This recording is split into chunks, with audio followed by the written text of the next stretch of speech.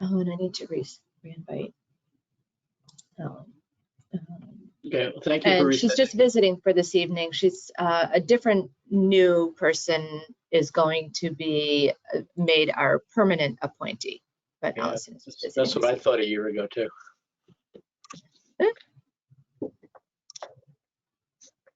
That you were just visiting? I was just visiting for a month. Yeah. I hope Is we that made it how worth it your goes? while. Good to know. Yeah. Well, nice to Now meet that you all. we're You all too. here, I will start the meeting. And yeah, Allison will not be participating. She's just observing this evening. Sorry, I need to figure out how to start this meeting.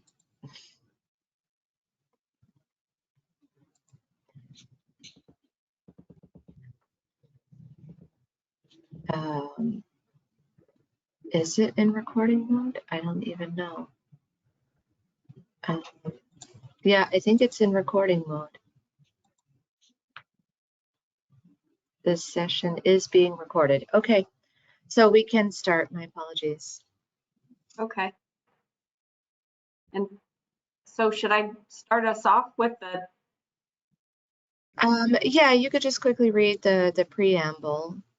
okay, So you're calling to order the meeting of the Somerville Community Preservation Committee on Wednesday, March 1st. This was rescheduled from Wednesday, March 22nd. So go ahead. pursuant to Chapter 22 of the Acts of 2022, this meeting of the Somerville Community Preservation Committee will be conducted via remote participation. We will have a video recording available upon request as soon as possible after the meeting. And we'll I see. start. There is, okay, I see. No members of the public are present, so we can skip the next item on the agenda. Okay. So the next item on the agenda is approval of the meeting minutes from December 14th and January 25th. So let's take a vote one at a time. If there are any, you can first see if there are comments and then take a vote. Did anybody, any comments, anybody? Comments, changes?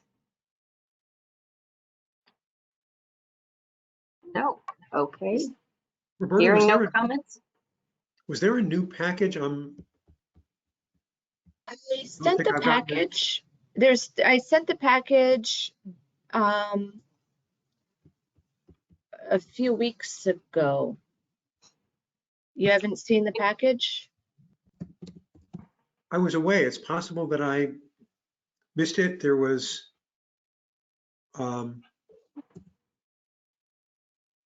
It was the 17th, February 17th. so I It was the away. one that said, please respond about the moving the meeting date. Okay. And I did respond to that. I think I may not have realized that also. So your meeting packet. Packet, yes. Now I see it there. Sorry. Would it be helpful for us to pull up the meeting minutes? Do you want to do that or just, okay. Is there a motion to approve the meeting minutes from December 14? So moved.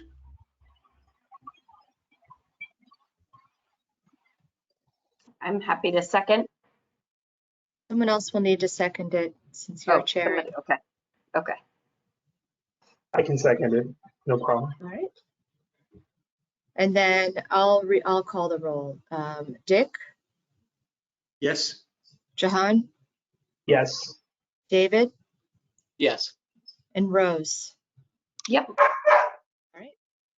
Passes unanimously. Then are there comments or a motion to pass the minutes, to accept the minutes for January 25th?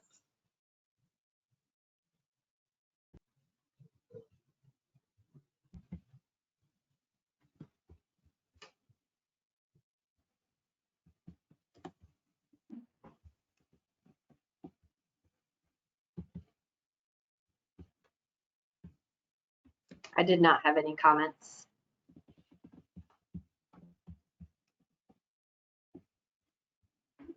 Is there a motion to accept the minutes?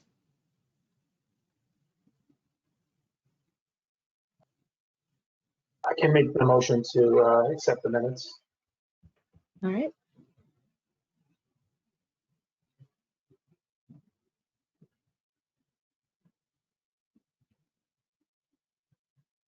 Does someone want to second the motion?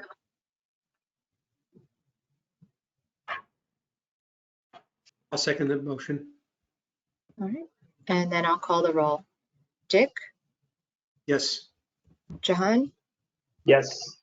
David, Yes. and Rose. Yes. Great. So the minutes are accepted. So the next item is continued deliberation and vote on remaining applications. So within the meeting packet, I will show the screen now so that you can see. Okay, so within the meeting packet is funding evaluations. And I'll take these in, well, first of all, I'm going to open the scenarios document and give you a reminder that the 3 projects that are not yet decided are Grace Baptist Church, the Somerville Museum, and the Adams Magoon House. And just as a refresher where we left off with each of these, we just simply ran out of steam with respect to these last projects. Grace Baptist Church, we had heard additional information and had a Q&A session with the organization and with the architects. And the architects gave a new prioritization schedule that identified $425,000 worth of work that they would prioritize this year. I'll come back to a little bit more updates about each of these projects, but I'm just going to give an overview first. Then secondly, the Somerville Museum, way back in December, the committee seemed to be arrive at a consensus around funding $87,000, $475 to which would cover the collection care specialist and the restoration of the 4 high priority paintings, and would not cover the storage furniture that they had included in that high priority. That was a $5,000 item. I can bring up the table that shows this later. But then last month, when it appeared that you would have the funds available, it sounded as though the committee might be inclined to consider the full amount that they requested. And I'll give a further update on my estimating a slightly smaller amount than the full amount they requested. So just trying to refresh you about where you last landed before we talk about where we are today. And then the Adams Magoon House, the committee had been leaning toward granting the entire amount requested, $463,000, if we were able to receive input from the legal department that this would be acceptable to go ahead with this type of grant for this type of project. And you wanted there to be an instrument that would ensure that would protect the city's investment, so that this would be recorded as that there would be a clawback provision recorded on the deed as a covenant, not just not just in a grant agreement. So we've done that research. We're ready to come back and talk about that. So I mean, you can choose the order of these projects that you'd like to cover yourself. I think in the order that that the order that might make the most sense would be to talk about Grace Baptist Church and then the Adams Magoon House and then finally the Somerville Museum, in terms of like the scope of decisions that you're looking to make. But I would invite you to Roberta, pick one and I will update you. Roberta, Yeah. can you remind us how much additional money we have to allocate? I mean, can we fully fund all of them at these proposed We can, levels? yes. Okay. So let me go back down to, I don't know how well you can see the screen. Yeah, it's fine. So the amount, so this will add up to $2.1 million. And the amount that we determined was available, including what could be drawn out of the available undesignated funds, the carried over funds from previous funding rounds.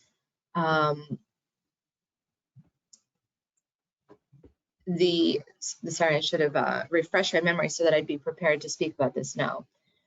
So this exceeds the current revenue by $500,000, but we can draw forward. We found that there was funds carried over in open space and recreation and available undesignated funds, so that with this funding scenario that I have spelled out, there would be $299,000 remaining. And this available undesignated funds assumes that you're going to hold $750,000 in reserve minimally.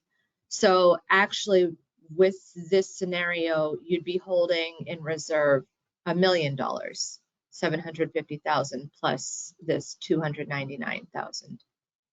And that's not including the open space and recreation money, the 162. Is that correct? That, I believe that is including the 162, but So- I have to go back and refresh. Because it my says memory. carry, well, I guess I'd have to do math. Is 1.42? Yeah, that's carried over undesignated. 750, plus 670? Yeah, I believe you're correct. Let me just see. This is C25. Okay, this is, so the total available with carryover is including the carryover that does funds. include it, yeah. Yeah. So which is, So if I were to eliminate, because in fact, we've already funded the open space project, so we should only be talking about the undesignated. So let me eliminate. so that's all gone? There's not additional open space and recreation carryover? That remains, but it's open space. So Right, this I number, guess that's right. So it shouldn't be counted under the undesignated. right. So this is now only counting what remains in the undesignated. So this is what it comes out to be with our scenario. This is how much undesignated fund will be remaining.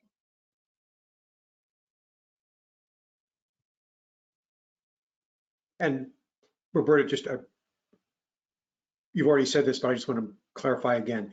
So that's the amount that's remaining if we fully fund all three of these projects. If we fund all three of these projects using the amounts in this column. Okay.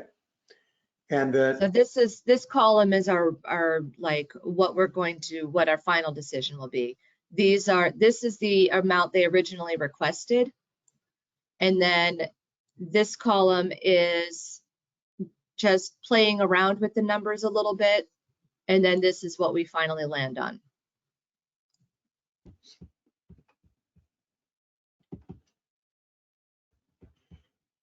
and the 800, yeah, I think I need you to scroll down again to the amount that you now are listing as what would be available. So 886 is the amount of undesignated funds we would carry over till next year. But in addition to that, there are open space funds that we would also carry over till next year. Yes. They couldn't be used for these projects, but it means into next year, there would be that higher amount. Yes. Okay, good, thanks.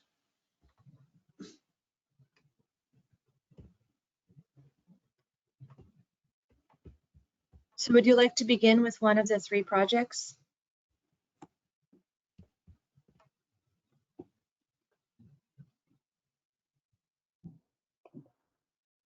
Do you want to, oh, actually, you had a recommendation starting with Grace Baptist, and that's fine with me. Although I am Okay. intrigued by the Adams Lagoon and where I we think end I up. would actually start with Adams Magoon if others are agreeable to that. You'd like to Yeah. start with Adams Magoon? Okay. Yeah. So I'll provide an update. Actually, first, what I'd like to do is open the draft recommendation letter.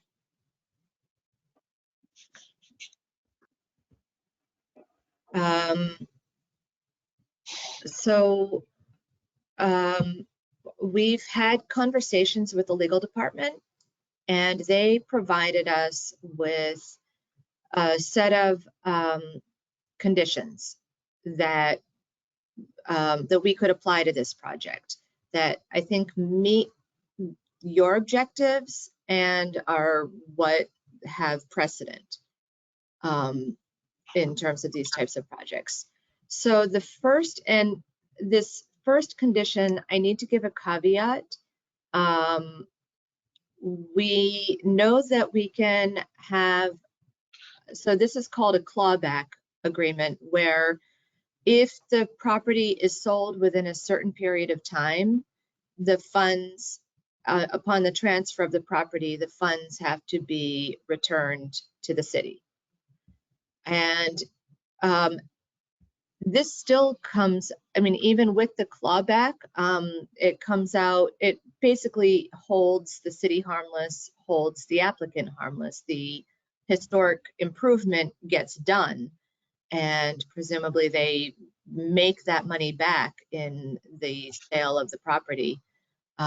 So it meets, hopefully meets everyone's objectives, and neither the city nor the applicant is getting a windfall as a result of this.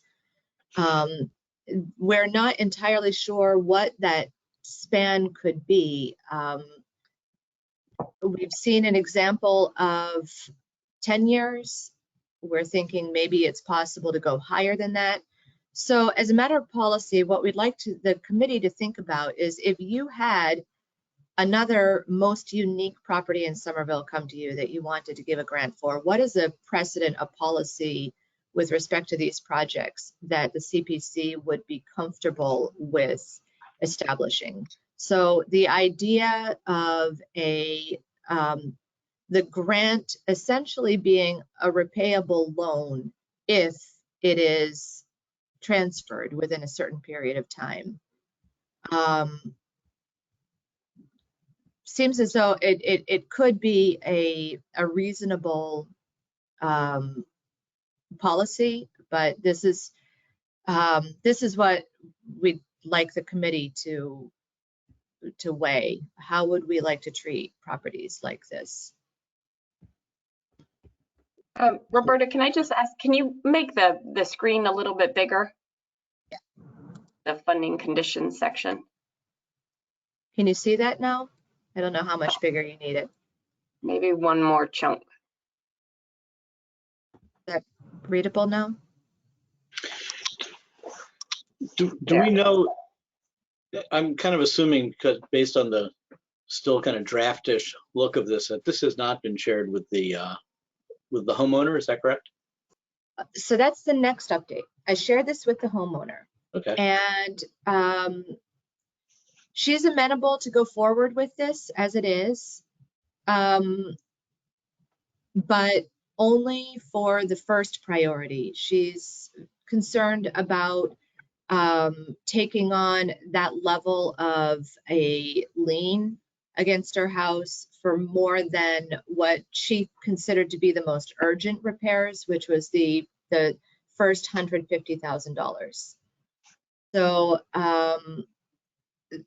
yeah, so she, however, the steps that this would take would be first for the committee to, if you were inclined to recommend this grant, to recommend it with these conditions. And then before we send it to City Council, we would actually develop the covenant instrument, and we'd give her an example of what the preservation restriction would look like, because we're not going to develop that until we have the committed grant. But we'll develop the covenant and have her sign a memorandum of agreement stating that if she gets the grant, she will execute these 2 documents before the city commits the funds. So we want to give City Council a more, like, not this draft, but we want to give the City Council a more concrete picture of exactly what the city is agreeing to and what the homeowner is agreeing to before the City Council would approve, before we ask the City Council to approve this grant. And then after the grant was approved, then she would sign the grant agreement, and we would, she could sign the covenant and file that right away, and then the preservation restriction when it's ready.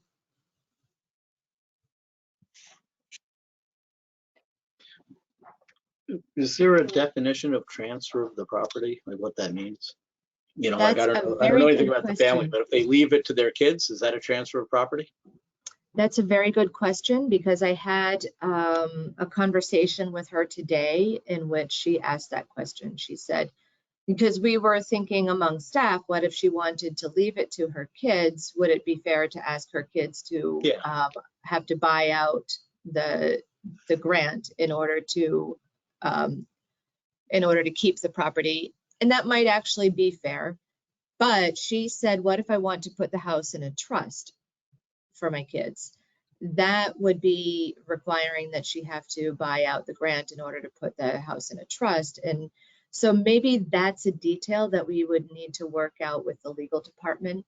And the other thing that I want to mention is that at the request of the legal department, we added some language that the homeowner is strongly encouraged to seek legal representation before agreeing to the terms of the agreement.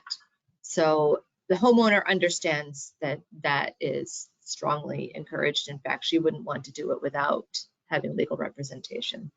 So that's a perfect question, David, because that's something that I think we need to work out the details of. And then my other question is whether, and I don't remember what exactly what the work was that she's interested in having funded, but what does that work, does it depreciate over time? You know, and should there be? What she's having, what the highest priority work is that would be funded is essentially to replace all of the failing windows and the sashes, the window sashes, the sills, like the carpentry that's affiliated with each of the windows, and the gutters. And then everything else about the house would be not in the highest priority. And as a reminder, I have all of this material open if you needed to see it, but I was just reviewing it today, so it's fresh in my mind. The actual construction and materials come out to roughly $100,000, and then about 30% is soft costs and contingency.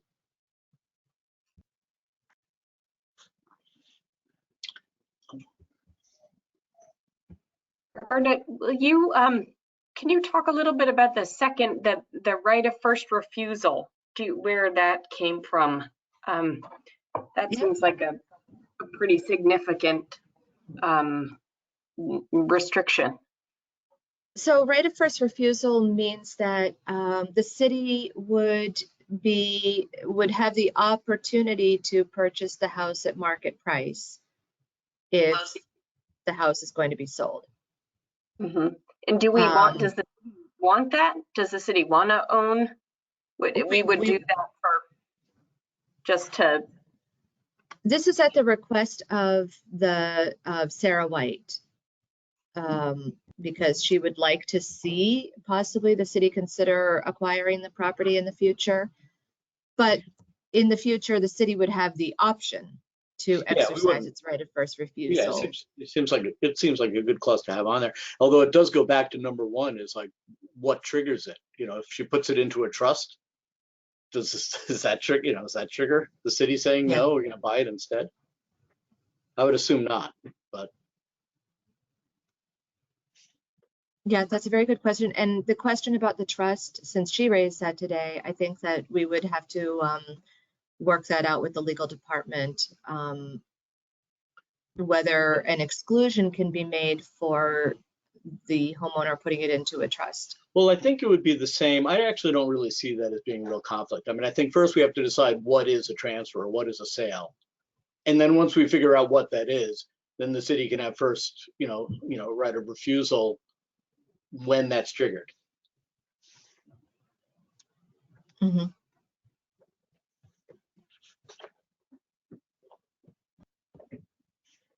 Although, actually, I take that back. If we think putting it into a trust would trigger the clawback, then that does make it a little bit more complicated. And she might not agree to it if that's the case too. Yeah. So if you recommend this grant with the conditions that you've stated, and she doesn't agree to those conditions, then the grant doesn't move forward. Likewise, if the city can't actually set up a grant that complies with these conditions, then it can't go forward. And then, I'm sorry, but my last kind of overarching thought of all this is, are we setting a precedent? I mean, is this, I think we talked about this briefly last month, but I don't remember the answer. I mean, are we going where no CPC has gone before? Yes, we are. In terms of a grant of this size, we are. Is that just in the city, or do we know whether anybody else has done this elsewhere in the state? To my knowledge, Somerville is the only city that has ever given a CPA grant to a private homeowner through the CPC.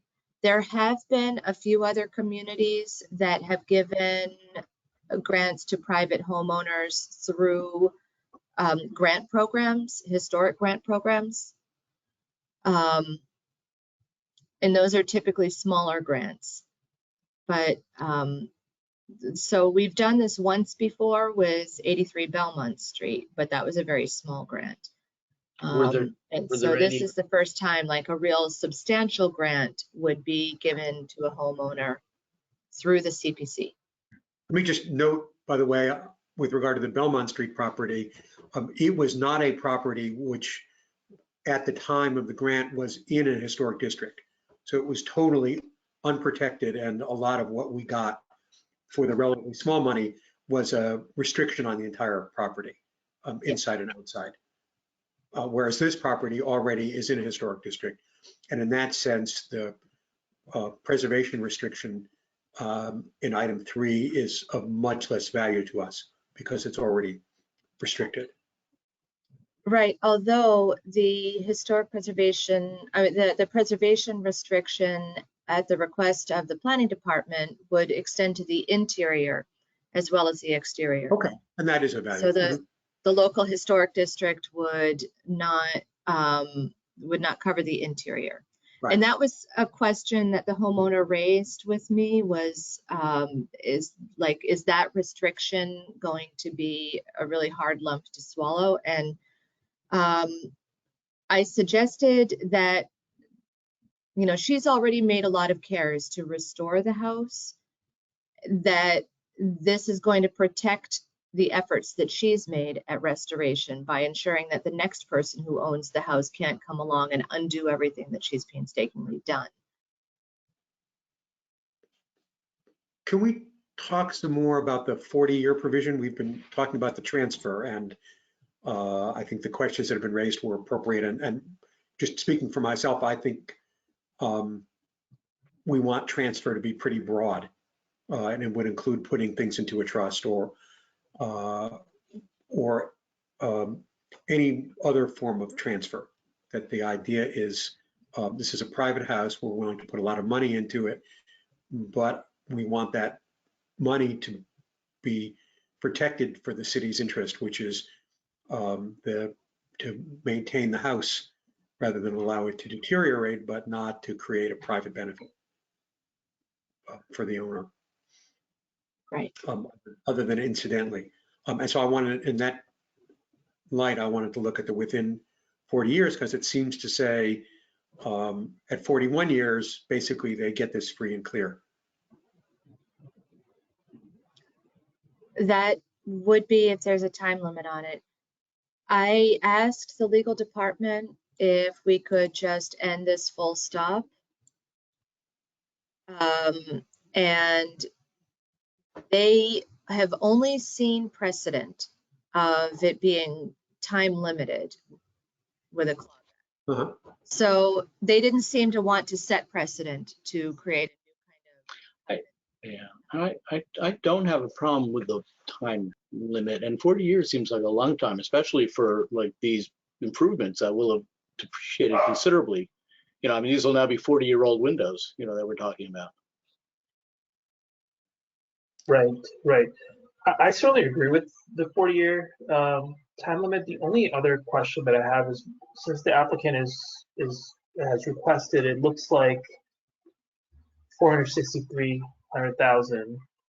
and we're going to be funding some portion of that, 150,000 or so.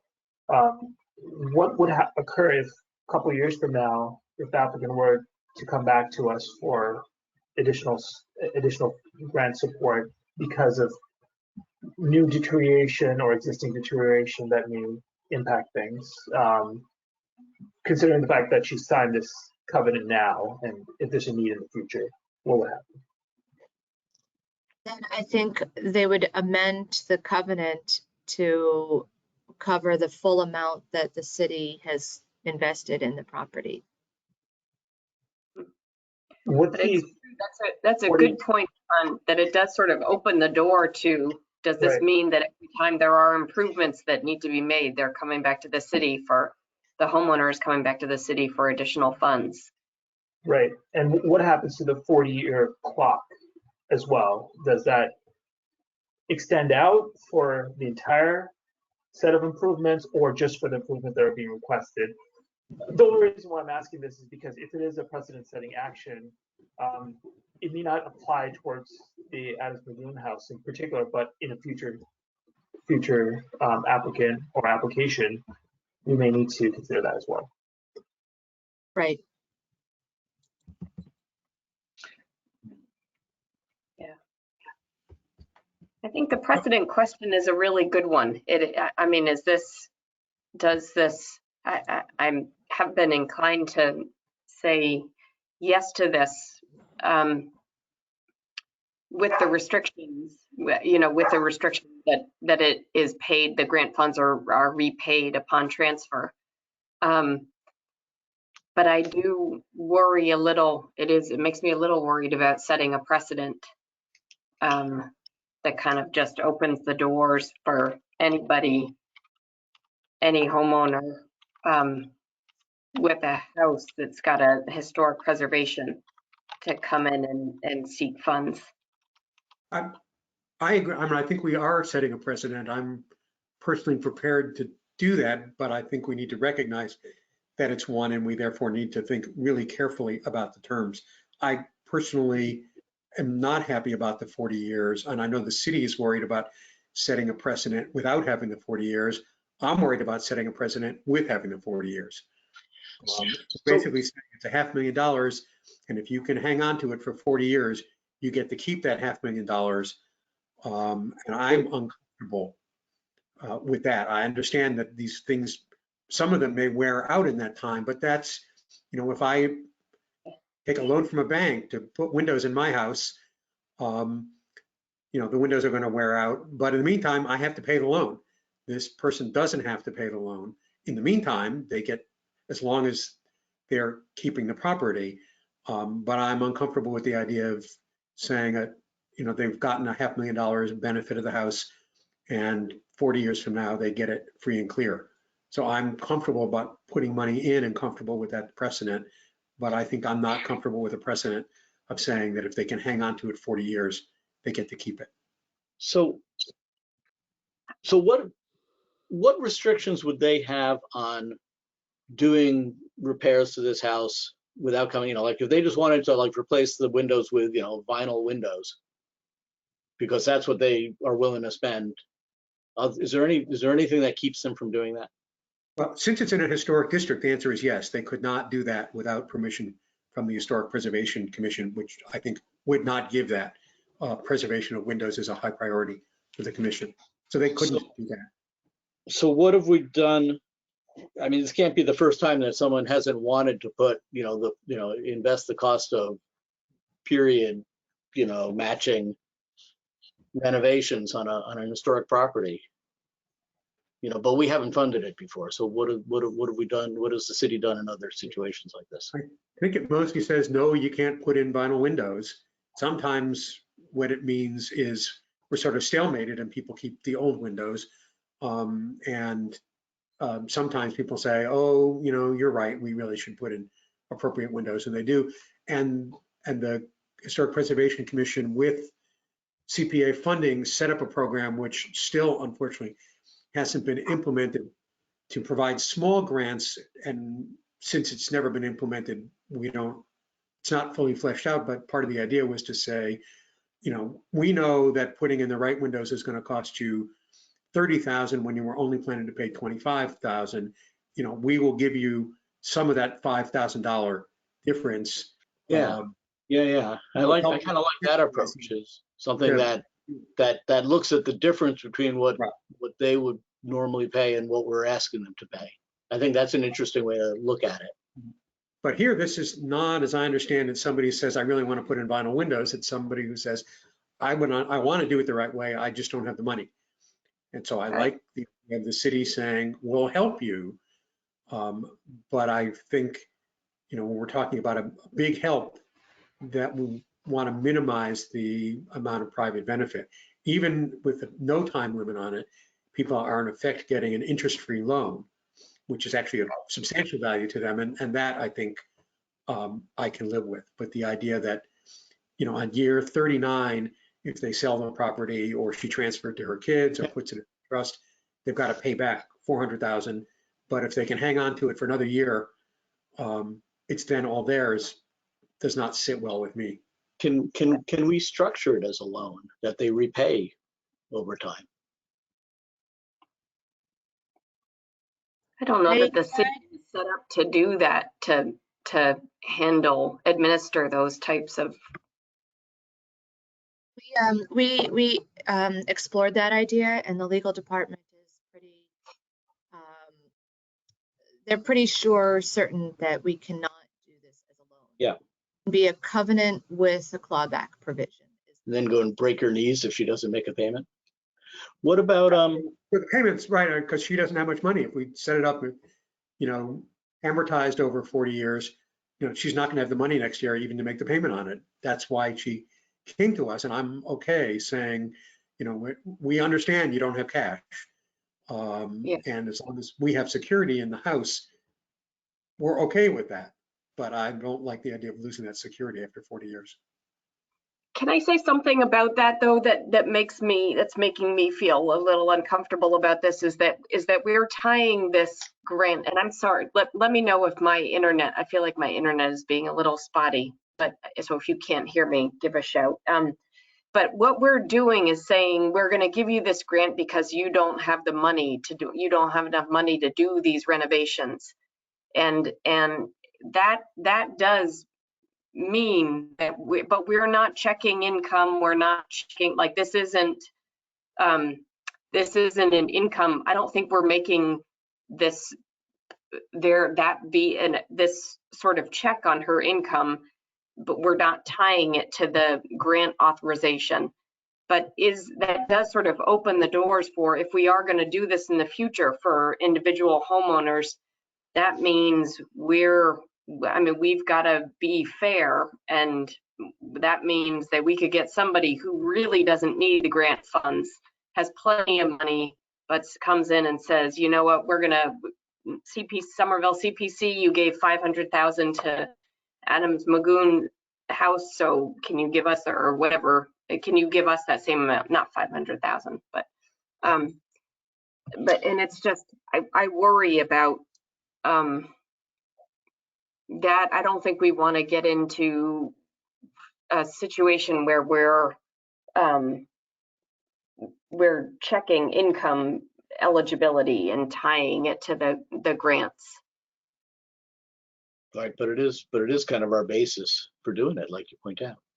I mean, it's part of our basis. The other part is that it's a really unique house that needs work, and we want to see it preserved. Well, right, but as you pointed out, they already would have to replace the windows with, appropriate matching. Right. So we don't need this to do that. We only propose to give you the money because we believe she can't afford to do it. That certainly is part of it. But other people would. So we've in fact had sort of one of these scenarios in the early days where a business building came to us and said, we want to do all of this preservation work. We would like you to give us, and they were also after hundreds of thousands of dollars. So we said, you're a business, why are you coming to us? And they said, well, we don't want to have to take out a mortgage on this building. We want to leave it free and clear so that we can give it to our kids, and we therefore don't want to take out a mortgage, so we hope that you'll give us the money instead. And we said no in that scenario. So, I think it's, in some ways, there are not a huge number of possible buildings, and we use a fair amount of individualized discretion in each one depending on the circumstances. If this were not such a unique house, and somebody came to us and said, my house needs work, but I really can't afford it, we would probably say no. We could decide we actually want to check on her finances, or we could decide that we're willing to take her word for it, given the other considerations, provided that that the city's other interests are protected. So she came to us and said, I want to do this work, I don't have the money. And we didn't say, we get it, you don't have the money, you need the work, here's $500,000. We thought about it a lot and decided, well, we're willing to fund it, but only if we get to claw the money back.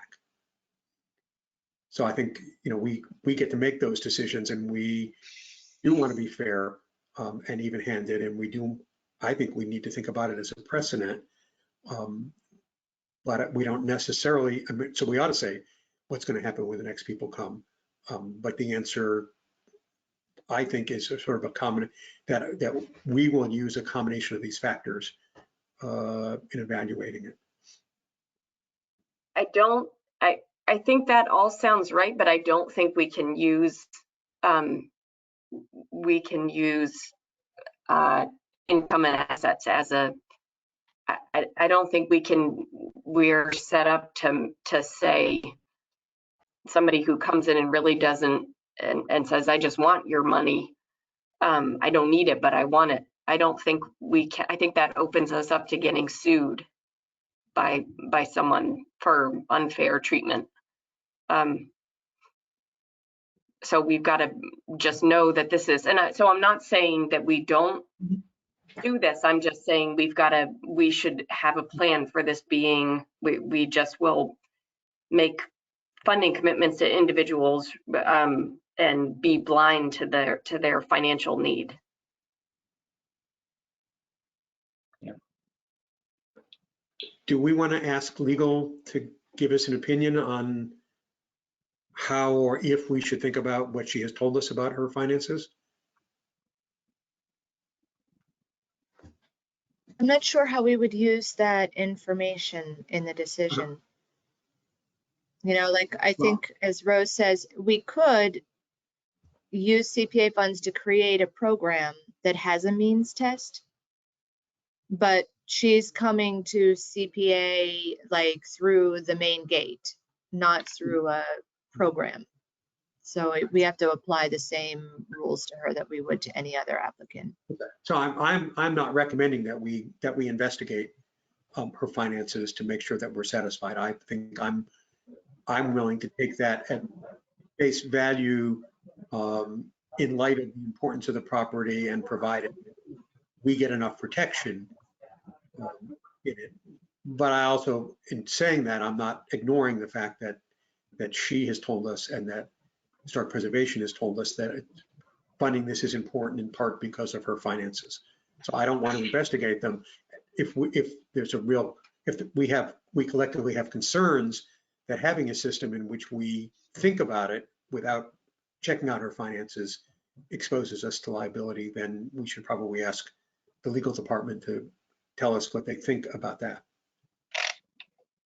Mhm. I think I am personally not particularly concerned in that regard about us getting sued about that. But if other people do have concerns, then we may want to ask legal to give us some advice about it. I think my sense is that her current financial situation is one of the reasons why we have considered this project to have some urgency, but that that's not the reason why you'd be funding the project.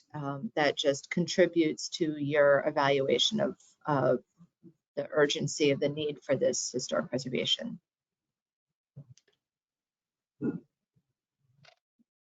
Which is why we're jumping through so many hoops to set a precedent here. Like once the precedent is set, the next applicant who comes along who is not as strong a case, we'd probably apply the same principle to them, or like the same set of conditions to them.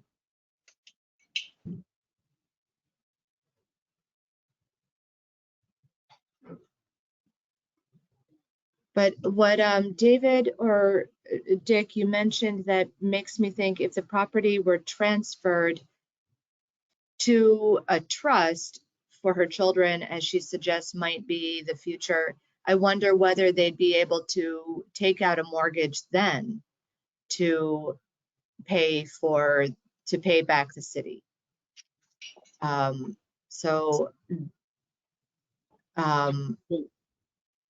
Well, I'm not sure. I mean, I don't know that we know that you can't take out a mortgage now. I mean, what they, I think the question isn't not can they finance it based even like on, a home equity loan on the value of the property, but can she pay it back? And whether she's paying it back out of her own pocket or she's paying it back out of the pocket of whatever money, the trust is using, it's the same. It's probably just coming from the same place.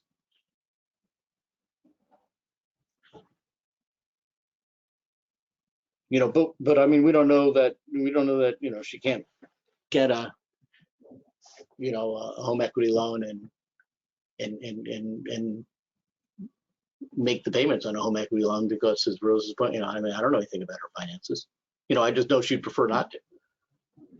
I need new windows. I'd prefer not to do it too.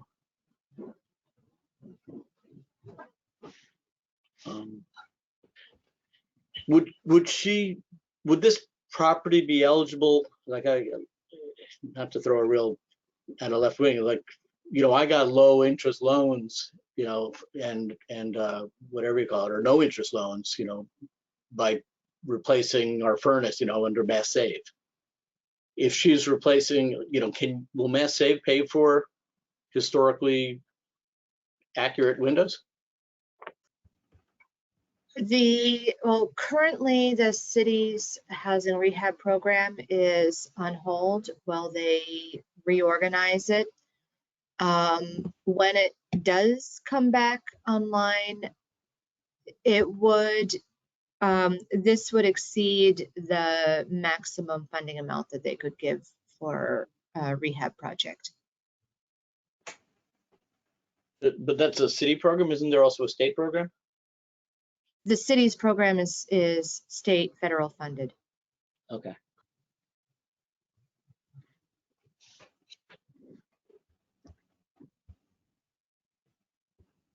I think we might be running into the reason why Wiz has done this. Well, I mean, certainly, you know, Dick's suggestion that we not have a, you know, that it not expire, you know, that the covenant not expire kind of addresses, it does kind of solve the problem, right? Because, you know, then the city gets its money back no matter, you know, and then it just becomes a long-term, no interest loan. You know, which maybe. But we're gonna leave the door open to us doing this with any, I mean, that means anybody who comes along and needs assistance. Yeah. There's We're gonna the do the same That's why I thing. raised precedent concern in the first place, you know, is. There's the argument that Right. this building is uniquely significant to Somerville.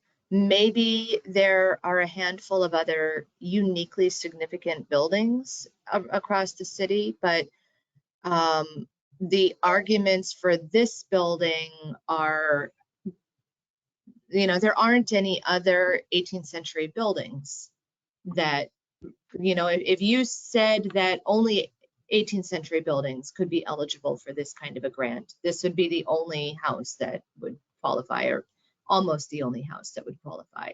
Like, there are ways in which this house can be put in a class of its own. So I think that's a really good point, Roberta. I think it should just not be the CPC that's making that designation. I think if the Historic Commission would say, this house, you know, it is critical for this house. If that list of properties is generated by a different, by the Historic Commission, I think, and then it's easier. That sort of sets the CPC up, say, okay, this is the reason that we're making this designation, that we're funding this award. It feels too subjective for the CPC to be the entity that's making that decision. Right. I definitely agree with Rose regarding this because I don't personally feel comfortable even going beyond this application. You know, could there be potentially additional applications that may come by, and what kind of parameter tests we would have to adapt at that time, and that would be problematic for many reasons. So I wholeheartedly agree. Well, historic preservation has come to us in the person of Sarah. Now, that was a staff request and not from the commission itself. We could ask the commission to weigh in on this if we wanted their recommendation. It would be no more than a recommendation because they don't get to decide that we should put this money into this house, but we could ask them for a recommendation if that makes us feel more comfortable making the decision. It definitely makes me feel comfortable. I agree as well. But I still think we'd want them to make it with like some sort of guardrails, and you know, like, and this is what's unique about, that, that this is, maybe not completely unique, but really unusually unique. There's, like Roberta was putting it, one of some extraordinarily small number of properties in Somerville that warrant this level, of investment, by the CPC. But then we still have the, the concern about, the clawback provision. And you said legal wouldn't accept it if we just wiped out the within 40 years? They didn't give me a hard no, but they seem to be more comfortable with it being time limited. It would seem like that's really more, I mean, it seems like we can propose whatever we would like, and it would be up for her attorney to say, we're not going to Yeah. accept it with that. That would be, I kind of got the impression that they would give me a firmer answer if you were to set the policy and they could then comment on it. They didn't, I think they didn't want to be the Yeah. ones to make the policy.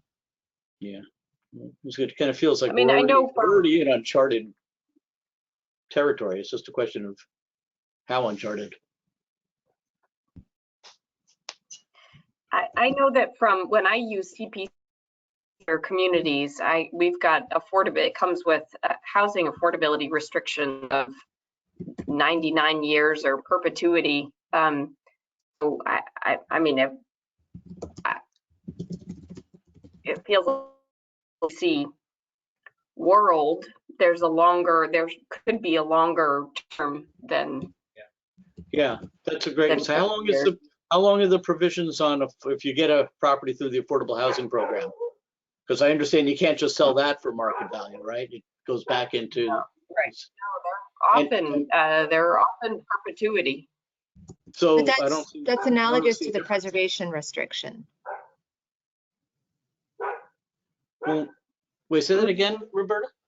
The deed restriction that makes it income limited is analogous to the preservation restriction. That's different Yeah. from the covenant, the clawback covenant. But maybe. I mean, now you're outside of my.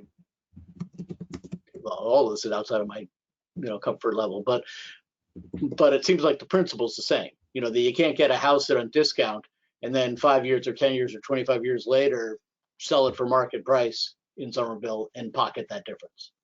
I don't know. So in some regards, it's kind of the same.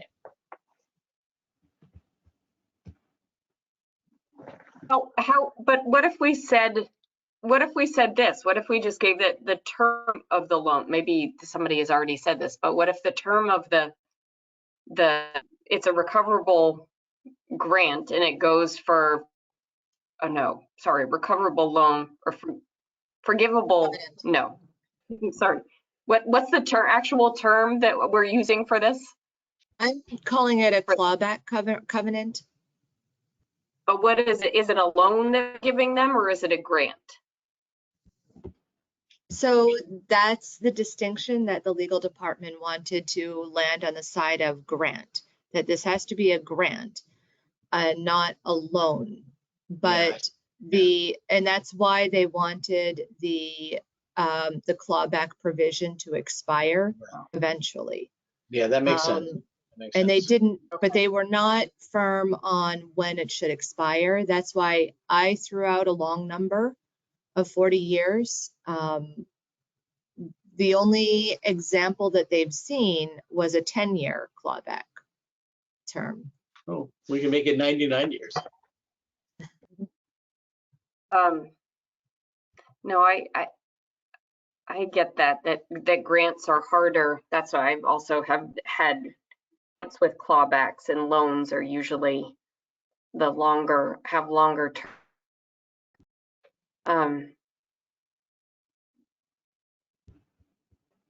Yeah, no, that. And they don't want to do it as a 0% loan that's got a 40-year term that comes back, is repaid at 40 year at the earlier 40 years or upon transfer of the property. So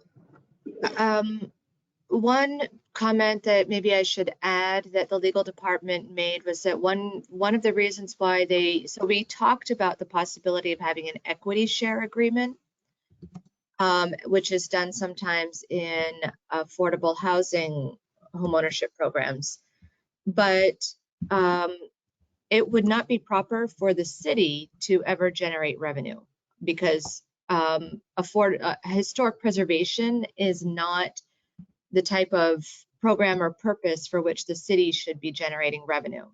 So they don't want to have any kind of equity or interest accumulate toward the city for this project. which is why they wanted it to be a zero interest. You know, the city will get back exactly what the city put in, no matter how long into the future that is. That's great. So then we could do it, if we do it as a 0% loan, that sort of solves the issue. That's they're not generating any additional funds, but it's a mechanism that lets us, that says to the owner, says these funds are definitely going to be paid back at the end of 40 years or 50 years or upon transfer of the property. But it's something that stays in play. It doesn't just go away. That's the idea.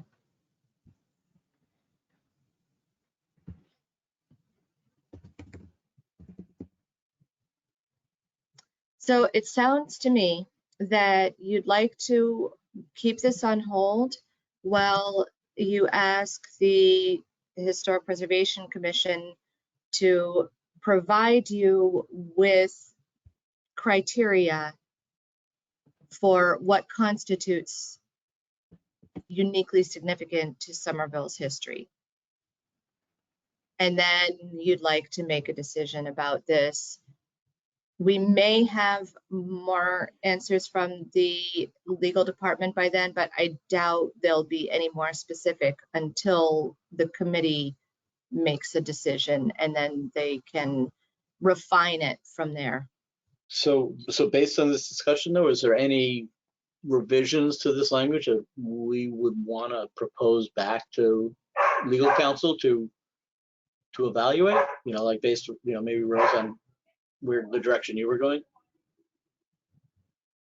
It seemed like to me like they didn't want to be in the loan business, irrespective of whether there was, you know, revenue generated or not. But I don't know that that's,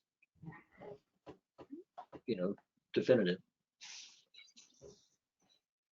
You know, Right. it seems like they've, you know, they kind of gotten out of the way for this to be a grant, not a loan.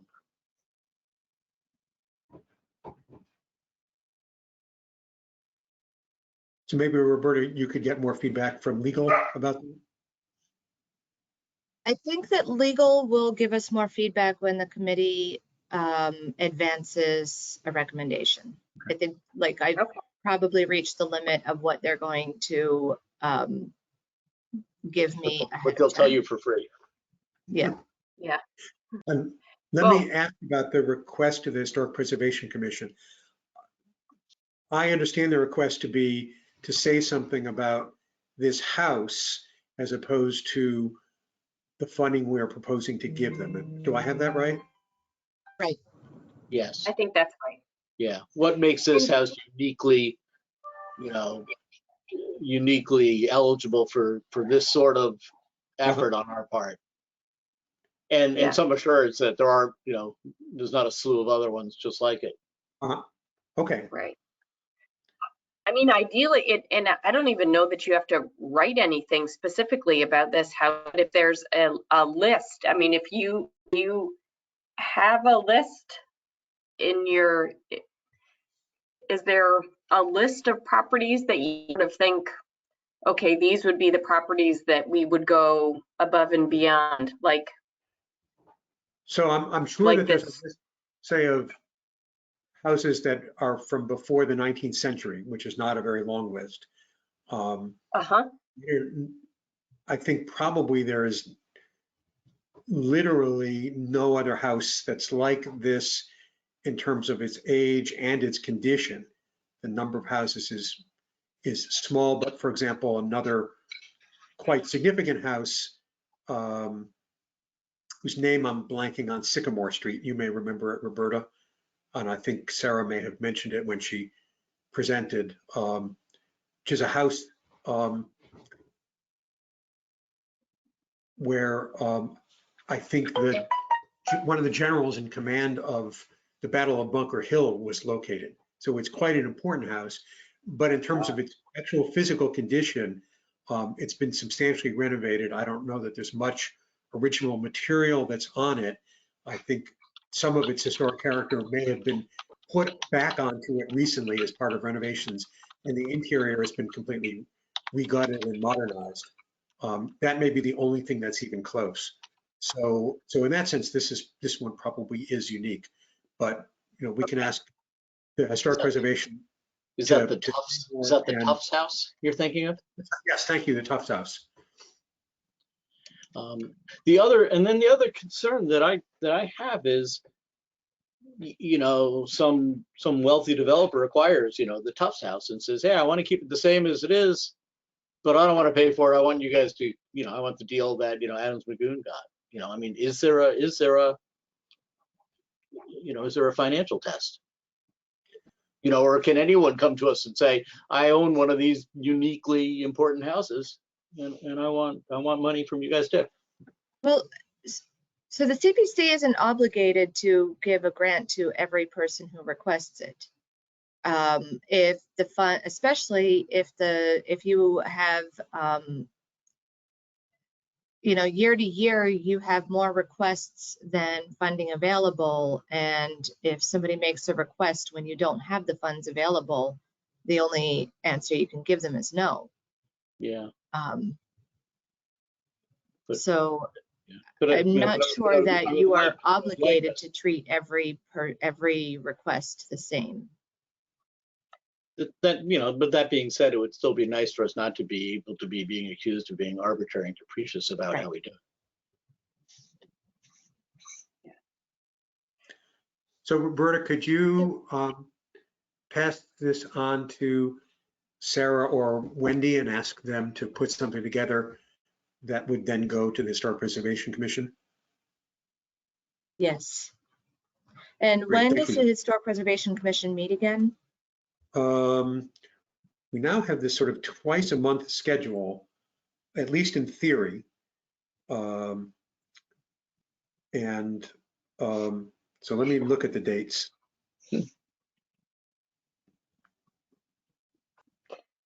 And does this mean that we're still too far away to say we would approve this? I'm just thinking, Roberta, how to get this how to get through the next hurdle with legal. I mean, if we approved this, I think we need to. That the Historic Commission would provide documentation or not document, would provide some sort of a statement about the supporting this, and that if legal would agree to in the form of a loan, 0% loan, then the committee would approve it. Do you think that if we gave those pieces of information that would be enough for legal? Legal has already weighed in that they are not going to, that we can't do anything that would be called a loan. So the closest to a loan, yeah. No, the closest to a loan that they would entertain is exactly the language that we have as a condition, as our draft condition. So in our minds, this looks like a loan, but in their minds, they need it to stay in grant territory. So I think the committee, if you want, you could decide now how to complete the sentence within how many years. And then we'll give that to the legal department and they might say, well, no, actually you have to limit it to something else. And then we could ask the committee to approve that change, that amendment. But I don't think that there's any other way to get that reply from legal other than to give them a recommendation and then for them to work on developing the instrument. So if we put no time limit on it, Roberta, would they just say no, or? I don't have a definite answer to that. I got the feeling that they wanted to say no, but they weren't. They weren't certain about that. So I could try to deliver it without In my opinion, that's what we should do, and then see what they say. But that we should not, if that's what we think, we should say it that way and not sort of try and psych out what they may or may not be willing to say back to us. We should tell them what we want to do and let them respond. Yeah. I mean, I'm fine. Yeah, I mean, I'm fine with that too, although I think we're going to be back here next month trying to figure out what do we do when they say no, you know. Well, but presumably if they say no, they will then say more than that. Say How many, 40, how many attorneys have you worked with? you could do 99, or you could do 1,000 years. You just have to have some number, and then we'll decide. I was actually wondering, I was just going to ask Roberta if they even weighed in on the 40. I mean, except, I mean, you already said that the longest they'd ever seen was 10, so I don't even know if they would have accepted 40. You're correct, David.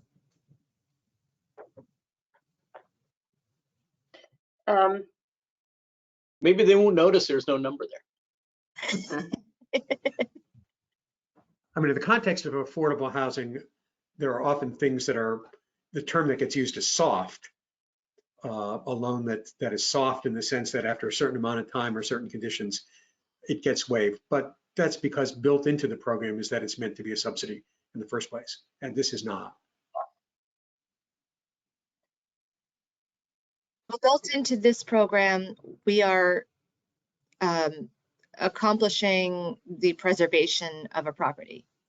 So if the city subsidizes that, like the city's objective is the preservation of the house, and hopefully as much as possible holds everyone harmless. Yeah. I mean, you know, and frankly, and what if any of these properties were sold, you know, at some point in the future, right? I mean, is there anything that keeps any of these properties that have received, you know, they're a public property now, it's a church now, and we put money into it, and then in 10 years, they sell it and they put in condos. Some cities put clawback provisions in all of their historic preservation grants. But we And have that's not. something, Oh, well, when they do Somerville that, never has, Oh, but wait. that's something that you could decide to change that Well, so- practice. but so Roberta, so if other communities have done that, so isn't there a model that we can see how they've done it, even for the non-private properties? Yes. So most of the communities that do that have that clawback provision written into the grant agreement. In this case, at your request, we are looking for this to be written into a covenant that is filed against the deed. I understand, but Yeah, what do they so- put into the grant agreement? We could put it into the grant agreement for sure. That there's a lot of precedent for that, and usually the clawback has it's usually 10 years is a typical 10 or 15 years clawback provision. And what triggers it? Transfer of the property. So it's not really any different. The only difference is that this needs to be a covenant rather than just a grant agreement. And you're asking for this to be without a time limit, whereas Well, no, I the understand that. clawbacks But- usually but have I a was time also, limit. so there were two components. Like it says two components about this that make it potentially precedent setting. One is that it's private property now. And the other is our effort to have some sort of a clawback. Now, I was thinking both of them might be kind of precedent setting, but it sounds like the clawback one, there already is an established format for it, even if it's in a different, you know, even if it's not in a covenant, it's in the grant, you know, I mean, but for all intents and purposes, maybe it's comparable. You know, so I'm thinking if other towns have been willing to kind of let it go if it's happened more than 10 years in the future. Is there a reason we would be different?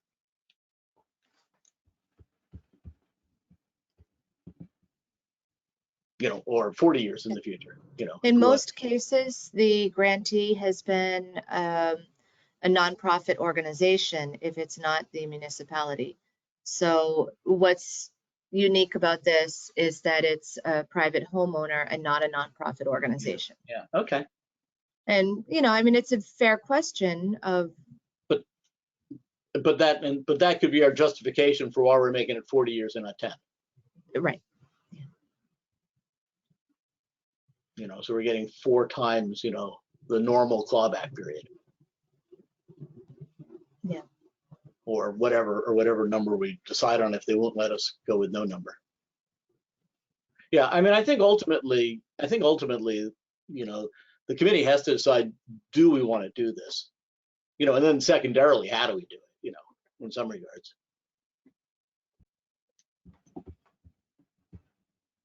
So I think we have the next steps ironed out for this project. We'll have to, Dick, I don't know if you found the date, but our next, I did. So the new schedule is the 1st and 3rd Tuesday. So the 7th of March, next Tuesday is our next meeting. that's probably too soon to But get then on there the will be a meeting- agenda. Right. 7th or the But then we'll be meeting on 21st. the 21st. So you will be meeting the 21st, which is the day before the CPC's next meeting. So technically, you Yes. could have an answer by the next meeting. That's right. Okay. So maybe we'll put this one, table this one, and move on to the next of the 2 projects, whichever you would like to take up first.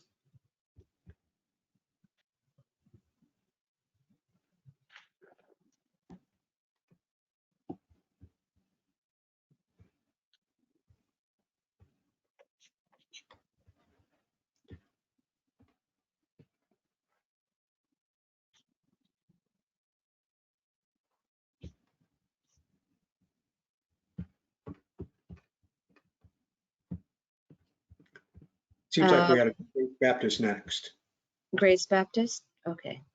That's okay with So the one update on Grace Baptist is, I was looking to see, because I've had a just a coincidental email from the ARPA manager. Grace Baptist was able to submit an application for ARPA funding to cover the elevator installation, the handicap accessibility improvements that were part of the whole project. So I'm going to pull up the I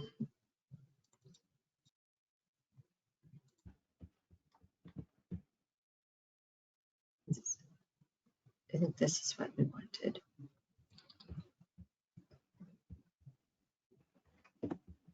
The work items.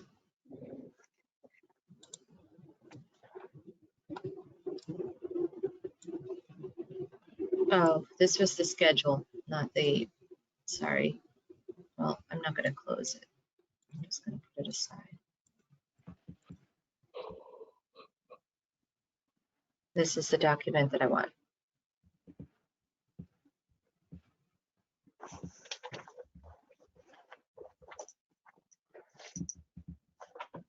So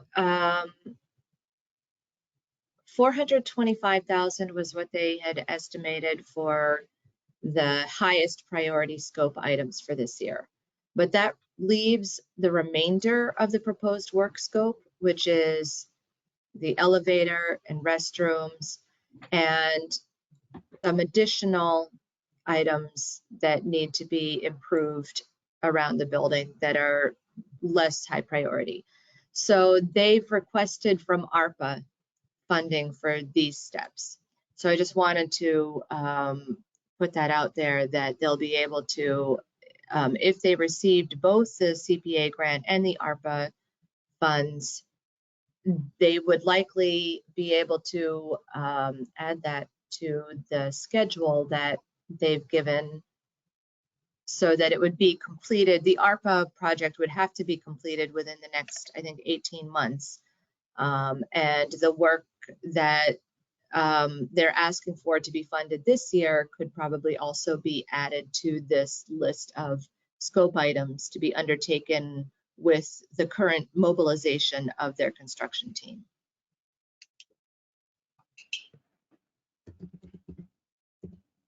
that's all the new information that I have for you. So then it is your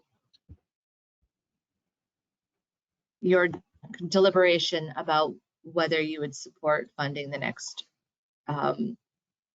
set of scope items that they've requested for this year.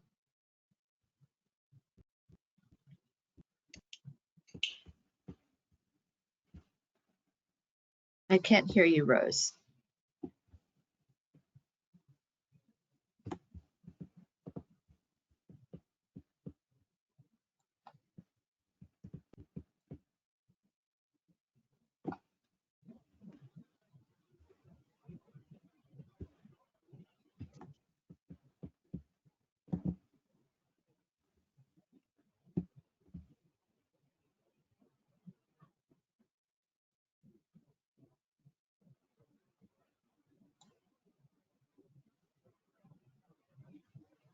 This says that your microphone is on.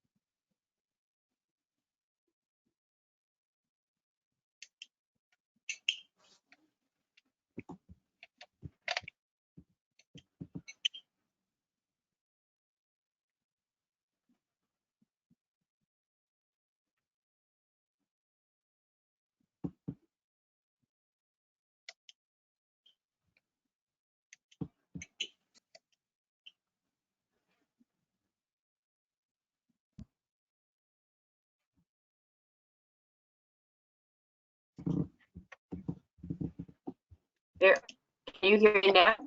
Yes, Oh, that's weird. I just tried muting and unmuting you, so maybe. Okay, that seemed to have done the trick. I just wanted to know if that was the, if the ARPA money was through the city. Yes. Okay.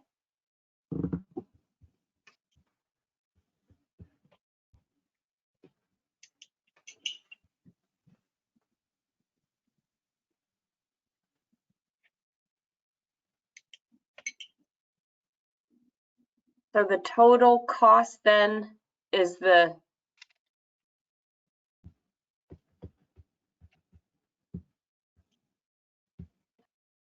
this is the 425, right?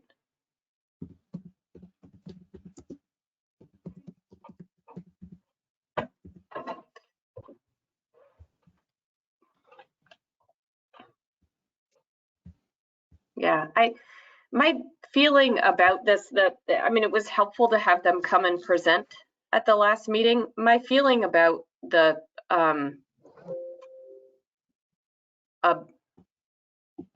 about the whole setup there is that I'm less inclined, you know, the daycare is not a, that, I sort of have like, I feel like it makes sense for the CPC funds to go into part of the building, but not to sort of to support some of the components, like the church space, the interior church space, and the space that the daycare is in.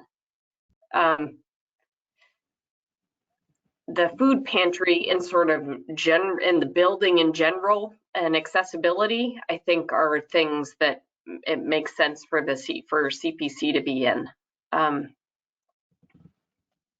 That was my general feeling about it. The only part that affects the daycare use here is the windows, which is still part of the exterior envelope. Right. Yep. Otherwise, this is all, I mean, all of this work that they're requesting the 425 this year is all exterior envelope. Right.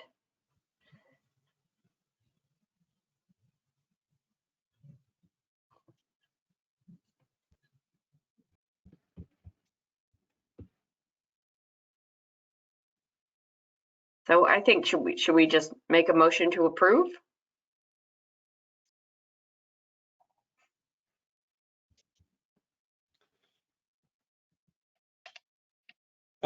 I would second that.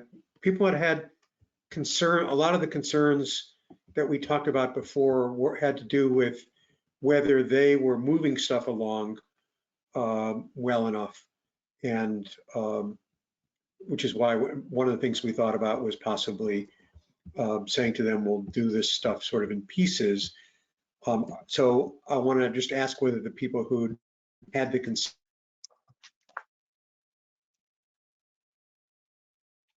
are satisfied at this point that their project management is sufficiently under control.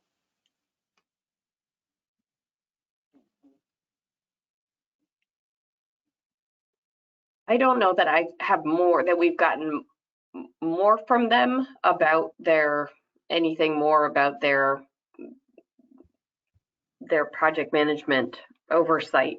But I do feel like the larger the scope of work, the more momentum there will be. My hope is that with the ARPA money coming in, all of a sudden this kind of elevates to a bigger project and maybe that moves things along quicker. My main issue with funding the project in general was I just was worried about the funds going to the other non-public uses, but I'm past that. We also, last month, we were adding language, to the grant conditions regarding, when they needed to begin work on the projects, right? And I don't know whether, there's any reason, and I think we were adding them to all of the grants, right, that we drafted, Roberta. So maybe that also kind of gives us some, additional comfort level, that fundees need to, be initiating. I forget exactly what language we put in, because I remember not wanting it to be, too declarative, but at least show, substantially, that at least they've awarded it, or they've got, begun work or forgetting. I know Roberta, you'll be able to pull up the language we added.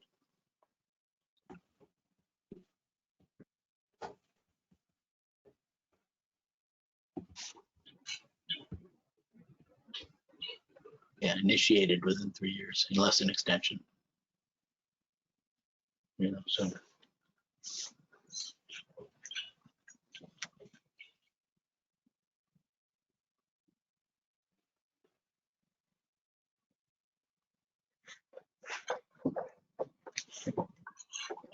Somebody.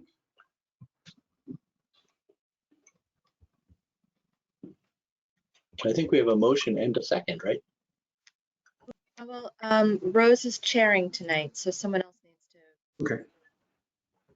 So I'll make the motion then. All right, then I'll second.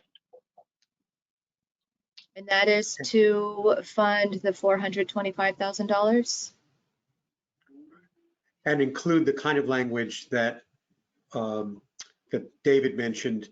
So what's on here in the draft is initiated within 3 years. Are we satisfied with that? Do we want to shorten that? I would like that language to be kind of standard. So whatever we were putting in, I think we tried to make it pretty standard for all of them last month. I think that's right. This is a sort of policy. Yeah. I don't really want to. Yeah, I don't want to Given that people had particular concerns about this. I mean, the concerns that people had were not 3-year concerns; they were 6-month or 1-year concerns. So yeah, this language would not help with that.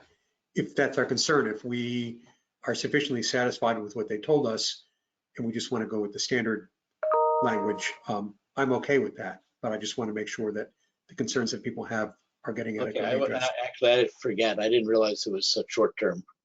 I thought it was just that we've given a lot of money and it seemed a lot of stuff was not happening, but, or at least it was a concern that that might be the case.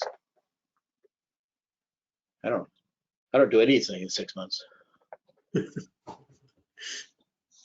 So what we said, we established as policy at the last meeting was that projects must be initiated within 3 years unless an extension is granted by the CPC. I think, but did we have some, actually, but Dick's comment is reminding me, did we have some other ones where we did make it shorter term?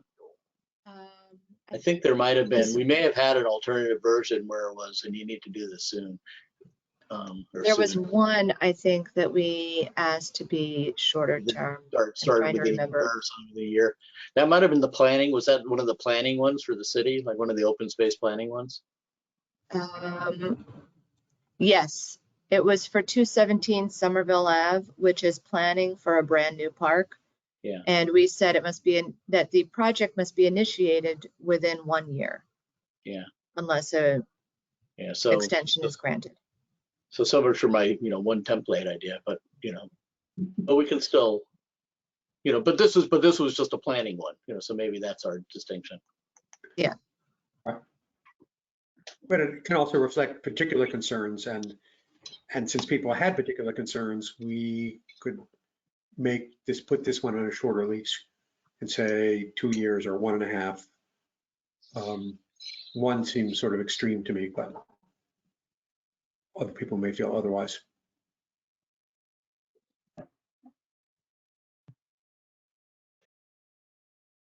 In response to David's thoughts, so I'm thinking like 3 years is our standard so that we don't forget to put it in, and so that we always have something, but we can shorten it where it's appropriate. And since this was a project that people had concerns about whether stuff was moving quickly, maybe people don't have concerns now that they've come in and where things were, and that's okay. I don't want to push for a shorter time necessarily, but if people had concerns that you want to see addressed, that would be a way forward. Yeah, I would defer also. I mean, I don't remember who specifically raised that concern. And I definitely know that it was brought up. I'm not sure, unless Rose, it was you. I don't know if it was brought up by anyone that's on the call this month. Just the lack of progress or slow progress. Yeah. Yeah. And I was concerned about it. I know Heather also was concerned about it. Yeah, so I guess,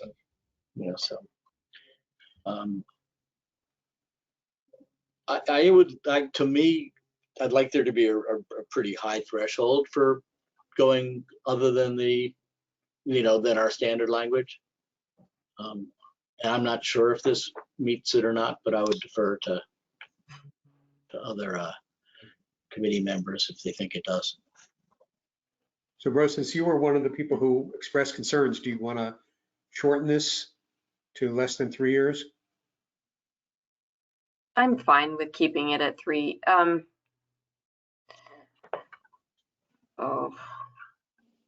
Sorry, think I'm putting it all on you. no, it's fine. Is there it's more just funding? we won't. I just don't want to give them more. This is, I think, our leverage is if they come back. Yeah. I don't want to put more money into it until this is done. But maybe this is fine the way it is. That was at 3 years. I forget. Is there more funding in the pipeline that we anticipate from Grace Baptist Church? I have a feeling Grace Baptist Church needs lots of money. So that's why I asked them to give us the big picture of what they're asking for. Now I've got to try to find that. Yeah, but I forget what percentage of it we're funding. So, Is this a full? Are we funding 100% of what they asked, or is this still the first top priority? So the full amount that they think they need is 1.3 million. All right, so they'll be coming back to us again, and if in next year even if we put the 3 years in, that doesn't mean that they wait 3 years, and then we can always tell them, And the elevator approximately matches the scale of this project. So that means that they're getting approximately 800,000 out of 1.3 million, which means that there's approximately in the order of 500,000 left. And, Yeah. and I don't know how much communication you have with them kind of offline, Roberta, but you could certainly tell them, that the committee is a little concerned about them taking on more than they can, do. I think that's right. I would agree. I was thinking the same thing, David. And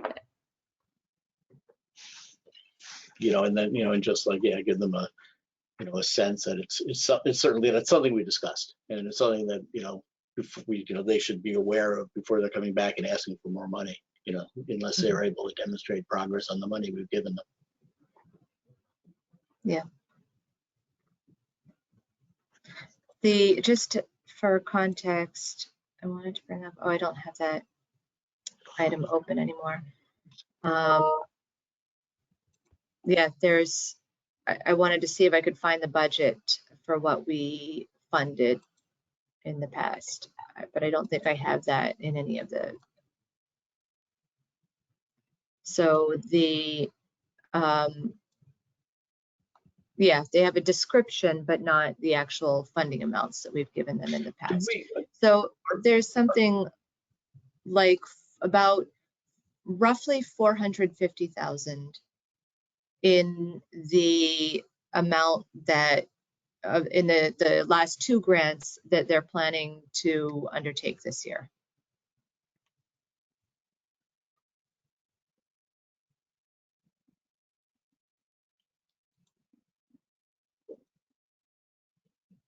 okay. So I think I heard Dick make a motion and David second. That's right. Okay, and so I'll call the roll. And that was again with that new standard. Yeah. Yes. So what we did the last time, I'll do it again this time, is to first take a vote to adopt to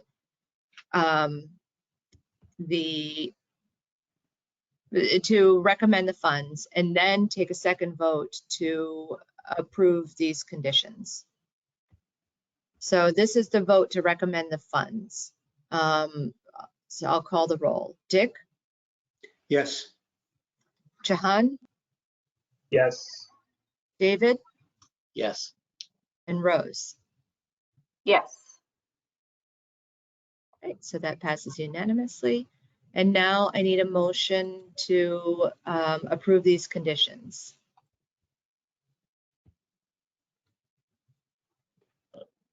I'll make a motion to approve the grant with these conditions. I'll second that.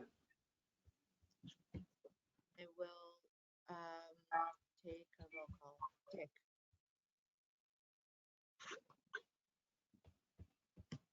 Dick? Yes. Jahan? Yes. David? Yes. And Rose? Yes. Great. So the last project to consider is the Somerville Museum. And so the Somerville Museum, as I mentioned, you had already somewhat come to a consensus that you would minimally be willing to fund the 87,000. But at the last meeting, you suggested that if the funds were available, you might as well give them everything they asked for.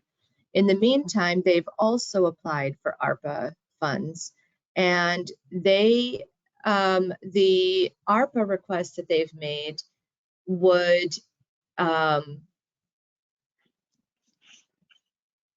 cover that. So they had 4 different sets of priorities. The first priority was the conservation, the collection specialist contractor. The second priority was the 4 paintings. And then the third priority was the bolt bench staircase. And the fourth priority was feasibility studies and design for the mechanical improvements that they need.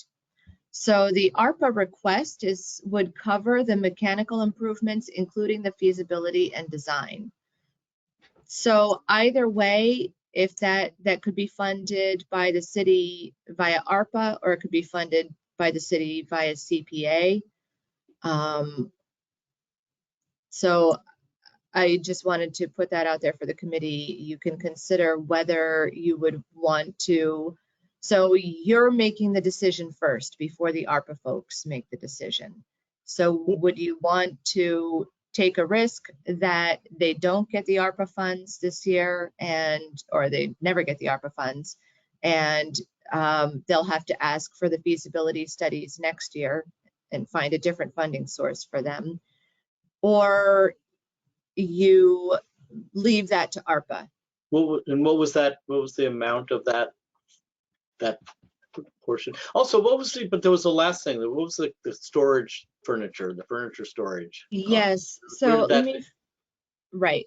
Let me pull up if I can find here we go. The table is on this slide. Let me blow it up so you can see it.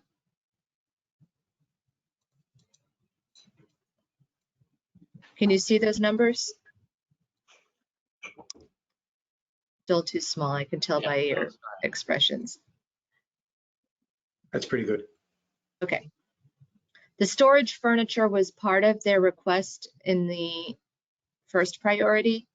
And the committee's position 2 months ago was that you felt like this is where you're going to draw the line with the museum, ask them to buy their own storage furniture, that to not grant that out of CPA. So you had agreed back in principle back in December to fund priorities 1 and 2 minus this item. Yeah. So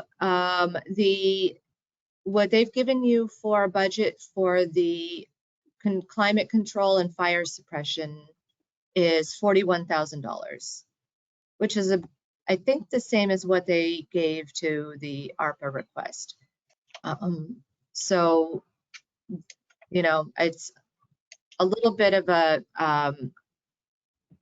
toss up, out of which pocket of city's money might this come from?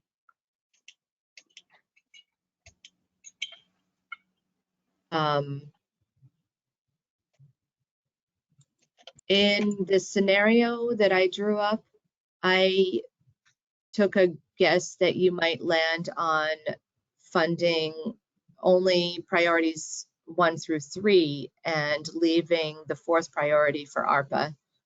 And that's what brought us to the amount of funds remaining being 136. So if you were to put those items back in, it would be just under 100,000. So this number would go down by, this would be about. You mean if we put number 4 back in, the 4th priority? Right. If we put number 4 back in, that's what I meant. Then this would be a little bit lower. Do we have any idea of how competitive the ARPA funding is going to be in Somerville? I don't have any idea how competitive it's going to be. Because my inclination generally is I feel like there's a lot of ARPA money floating around. Just let them get it, let them take the ARPA money. I agree. Can we do this in a way in which we approve minus any amounts that they get in ARPA funding? Or is that basically a signal to the ARPA funders that it's already covered? Don't spend the ARPA money. That's how I would figure it if I was an ARPA funder. It's going to be supplanting either way. So whoever approves it first gets it, unless neither of you approve it, in which case they'll have to come back next year and ask for it. We could decide, They even come though. back out of round? Right, they could come back next year. Yeah, or we could do a sort of in effect, a special round. Do we know when the ARPA funding is going to be approved? I think within the next, I'm not sure when it's going to be approved. They're actively looking at these and discussing them right now. So we could just approve the smaller amount and and hold off on making any decision on the other until we see what happens on ARPA. Looks to me, I just Googled it. Looks to me like Somerville's received $77.5 million from ARPA. Let's let ARPA take this one. It's a good Yeah. thing for them to have the Somerville Historic Museum or the Somerville Museum on their list. Right. Okay, so I that's what definitely we agree. have. That's what I'm showing right now. Mhm. Okay. Yeah, actually, my math was, and that's minus the furniture cost. I Yes. math real quick. I came out with a slightly different number, but it was fairly close. Yeah, I should have actually, just to make sure I can use a formula to add this. I can see the numbers.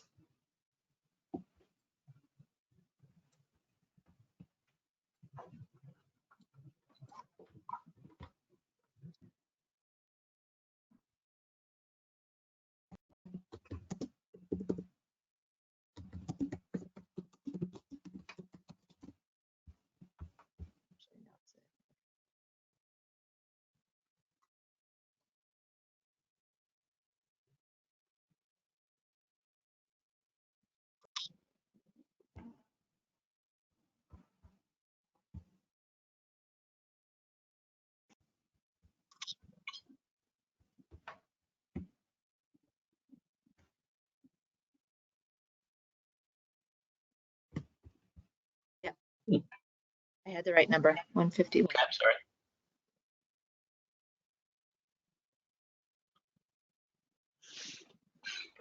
So do we So- need a motion? We need a motion to recommend the funds and then another motion.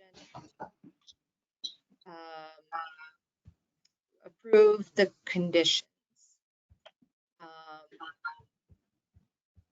So Roberta, is would the ARPA funds, how much of the total would the ARPA funds cover? The ARPA funds are actually for $560 because they'll cover the implementation, not just the plans. Uh-huh. So The is there, ARPA funds, makes me wonder whether we ought to approve anything or whether we ought to hold on everything to see what happens with ARPA.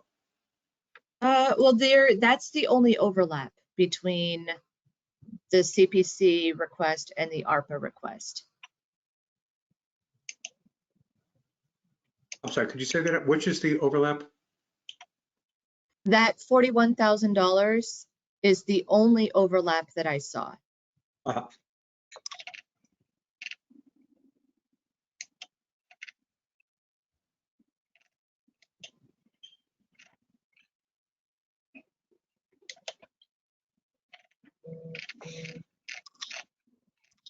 So it's on, Roberta? Yes. Sorry, just to confirm, that's considered priority 4 in that spreadsheet. Right. Okay. Priority 4 is the $41,000 for the design and feasibility. Okay.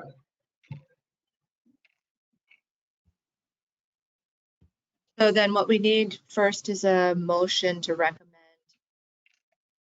$151,000.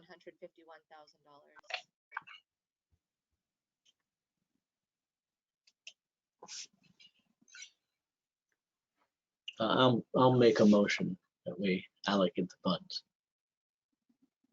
okay, I'll second that. Oh, Dick? Yeah, so I said, this was Dick, I said I would second it. And Oh, this is I've not, been calling the roll for, oh, I'm sorry, my names. mistake. So yes, all right, Jahan, Yes. David, Yes. Rose, Yes.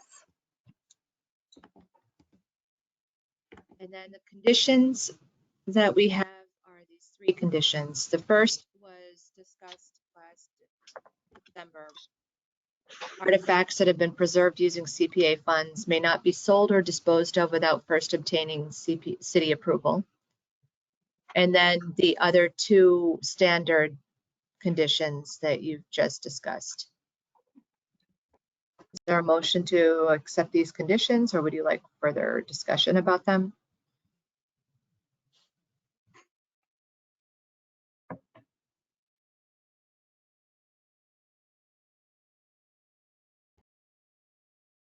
I'll make such a motion. I'll second. And I'll call the roll. Dick, Yes. Jahan, Yes. David, Yes. and Rose. Yes. Great.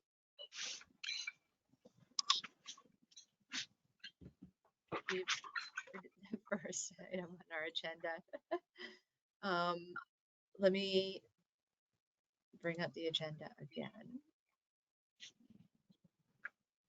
And the next is continued discussion of Art Farm next steps.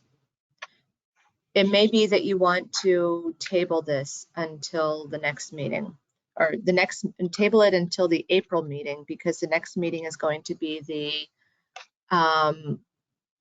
the public hearing.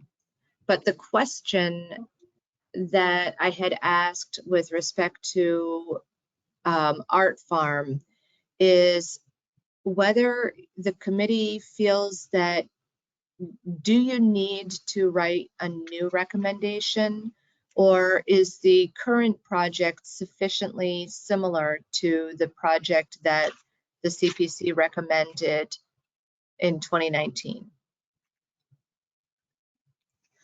If you are ready to answer that question, we could do that tonight and pass this on to City Council. But if you feel that you need to spend more time comparing the materials submitted in 2019 to the presentation given to us last month, then we can hold this until April. Is there a downside to us holding until April? Is it gonna? Let me see if Alan, are you there?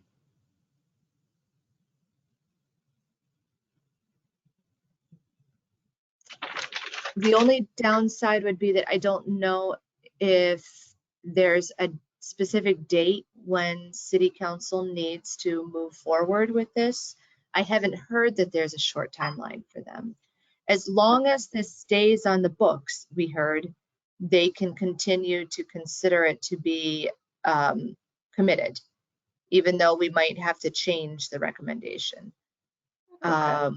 But I don't know if there is a specific deadline. It could be that once we answer that question, if it's needed next month, we could just add this on to the end of our public hearing. Okay. And short of that, we can come back to it at a later time. That sounds good. Okay. So then the next is annual. Did we receive, because I'm looking at in my notes from last month, which are kind of cryptic, and I do remember us talking about whether changes in the project warranted any amendments, but I don't now remember whether we have the information to make that determination. Did we get like sufficiently detailed information to do that analysis? We did. It's in the meeting packet For this month. for this month. Okay. Yeah. I have opened the meeting packet Oh, I see. folder for Art Farm. So it sounds as though you're not ready to make a decision Not tonight ready. regardless, because you all haven't had the opportunity, and you really do kind of need to make a look at it to answer that question. So then the next is the annual review schedule and public hearing format. I apologize that we are going long tonight, but hopefully it will move at a quicker pace now. It's really hard via remote meetings are slower, and so it's hard to cover as much material as we have. Annual review. So This calendar, I don't know if anyone has had a chance to look at it. The 2023 calendar has been in your meeting packets for the last few months. I try to keep it up to date with a preview of what the agendas are going to be throughout the entire year. And so the March meeting is going to be the public hearing. And we need to, this evening, discuss what will be on the public hearing. We're in a process right now of annual review, which is looking at, I mean, it doesn't feel like we're in the process of annual review because we're still deciding on the funding allocation. But we gather input from the public, from stakeholders, from grantees to help draft the plan update, which will determine what your funding allocations are going to be and guide your goals for the next funding round. So what I have also on the agenda for this evening is to review draft application instructions. I don't know if we'll be able to get through those without your having had the opportunity to read them ahead of time. So I will, we may have to also postpone that to April. I was going to actually release the draft application this month if possible, but we don't have to, we can hold on to that. So the public hearing you have scheduled for March was on the application package? Yes, and the public hearing really has to be, like, we've already advertised for the public hearing. It has to be advertised 3 weeks in advance. So that's not a movable target. Mm-hmm. And in the past, the public hearings have been very long meetings, and I would not want to pack any more into them, any decision making in addition to the public hearing. Although that is a convention of your committee. We don't have to have the long meetings that we've been accustomed to having. So if you wanted to change that convention, as long as we have an advertised public hearing and give people the opportunity to talk about what the goals are, if they come to the hearing, then we've fulfilled that legal obligation. We don't have to force them to talk. We don't have to force them to attend. So what Somerville has done in the past has been to invite specific stakeholders to the meeting who you'd like to hear from to provide some input on what the community needs and goals are. So last month we had 8 different stakeholders, half of whom were city departments, half of whom were outside stakeholders, to talk about what we identified needs to be. And let me pull up another item out of the meeting packet. I've taken some time to think about how we might try to reduce the load a little bit on the public hearing. So instead of just looking at who the potential speakers would be and asking everyone to come and give a presentation from their perspective, maybe a way to cover the public hearing this year would be to cover topics that you think might be guiding topics for this year, and think about who would be stakeholders to invite who could speak to those topics without giving a presentation per se, but just maybe having an opportunity for discussion about each of these topics. So this was an idea that I'm throwing out there, but it's really, it's your hearing. So if you have other ideas, I would welcome going in a different direction.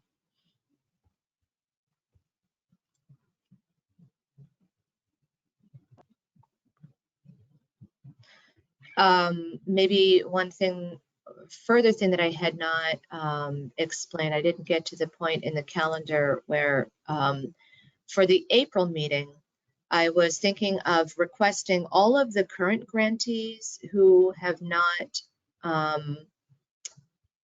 who haven't recently come and explained to us how their projects are going, to come and explain to us how their projects are going, either to submit just a written report or possibly come for a Q&A in April. A Q&A, I don't know like how important it is for you to have the Q&A. It seems as though right now we're getting to the point of falling behind on our schedule quite a bit, because there's just always more to talk about than we have time for. So the April meeting, we will hopefully have received the update from the Affordable Housing Trust, which we've been waiting for. And the Elizabeth Peabody House owes us an update, as does the Somerville Museum. And then we might ask the SCC to come and give us an update about the land acquisition, not the development project that they were going to set aside and donate land to the city, or the city was going to acquire for $200,000 a piece of land associated with a project. Near Magoon Square? What's that? Was that the piece near Magoon Square for open space, or was this a different? I piece? think that might be, I don't know where it's located. I'm blanking on the name of the project. Just like on Richardson Street or off of? Yes, Richardson, that's right. Yeah. So what's that? Will you just say, so the goal of that, of having people come and present, I'm just sort of want to get to the, like, what is it that we're wanting out of that? Is it like a compelling, exciting, we want people to come and make presentations and get the public excited, or is it that we want them to demonstrate progress? Or in April, we want them to demonstrate progress. So if that's the case, let's ask for something written, because I think that's easier to measure in writing than a presentation. So we don't need to invite them for a Q&A. We can just ask for a written report. I think so. We have a template for that, which I'd like to update. I haven't done that yet. So I'm going to take a look at that template and then send it to them and request. Are requirements for updates in the grant agreements, the grant awards? I believe it has been our custom to require updates periodically. In order for them to submit an invoice, they have to give us an update. But some of these projects haven't submitted an invoice.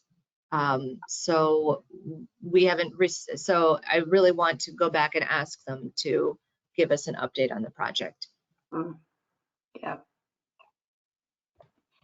Even though we've just voted on all these, it may have been a good thing for us to have discussed whether we should have put some kind of standard semi-annual update. We do already have a procedure in place requiring annual or semi-annual. I think just in the transitions that have occurred in the last 2 or 3 years, that procedure has trailed off. We haven't been keeping up with it. So I'm going to try to revive it and keep it going forward. So the language is in there, but we haven't been getting them, or we stopped putting the language in? If the language is in there and we haven't been receiving or asking for them. That's I mean, yeah, so we can always go out and say, hey, we need this report. Yeah, exactly. So we could scale back the public hearing to not invite anyone if we chose, or we could continue inviting people, in which case I would welcome your input on who to invite to give presentations. So Why did we hold a public hearing? What's that? I thought we were required to hold a public hearing. We are required to hold a public hearing, but we're not required to invite people to give to testimony. present. So we have to present the, you know, the program and what you need to do to apply, I presume. So, I mean, what we're just required to hold a public hearing that's advertised to talk about the community needs and goals. So we can, like what some communities do is to give a brief presentation about the CPCs, you know, what were our goals last year, and then open it up to public comment and then close the hearing. And that could be a 15-minute item in a meeting. That doesn't necessarily have to take up the whole meeting. That's also kind of, you know, that's Somerville has tried to always kind of do above and beyond. And the invited testimony, I think, has generated some really interesting input. But, you know, it's a question of how much energy how much time do you want to give this in March? And how much are you getting out of those series of presentations given by stakeholders? My inclination would be to pare down the number we do kind of dramatically. Choose 2 or 3 that we think are especially exciting or illustrate something that we really want to promote about the program, you know, in order to generate excitement, you know, something, you know, interest and excitement, but not necessarily as broad or expansive as it was, you know, like last year, which was, you know, my first one. You know, so I think it might be, you know, interesting to try and figure out what do we want people to get. And then now I also think the hearing part of it, I mean, in my thinking, a hearing would be hearing on the process of, right? I mean, you know, that, you know, so I would think we would also be presenting, and here's what you need to, you know, here's what we're proposing as to how one goes about, you know, what our priorities are and how one goes about doing. I mean, is that I mean, because the hearing suggests there's something they're giving feedback on, you know, like kind of specific, you know, reacting to. Right. So we could begin by giving a presentation about this is what our priorities were last year. And this is what our funding allocation looked like last year. Yeah. Does anyone want to suggest anything different? So we could just pose that question and not. But also, I mean, I forget how formal, you know, we do a very specific allocation, you know, 50% goes to affordable housing, and, you know, 10%, you know, and I don't know if that's even up for discussion, or is that, yeah, I mean, so that would be, I guess, what we'd be, you know, also want to have on the table is, you know, this is the formula we've been using, and we will listen to people's, you know, comments or suggestions about whether that should change, and if so, how. Mm-hmm. You know, and then we're not obligated to change it, but we'd be getting, you know, testimony on it. Yeah. So would that be as an alternative to having, say, 2 people come and present? Well, I mean, I guess I was thinking that I would do both. I mean, I think I'd start with here's the program, here's what we've done, here's how we've done it, here's what we're proposing in the, you know, this year, you know, and, you know, presume it's the same unless we're not proposing to do the same. Take comment on that, and then have, you know, 1 or 2 or 3, you know, presentations of things. Or we could start, you know, or do that in the, you know, or we could do it in the middle. I mean, maybe it would be interesting to present the program, let 2 or 3 people present, you know, things that they've done, and, you know, and things that we want to, you know, think illustrate the best of the work we do, and the, you know, the most interesting of the work we do, and then let people, and then open the floor to people that want to make comments, you know, or present their own testimony. Does that make sense?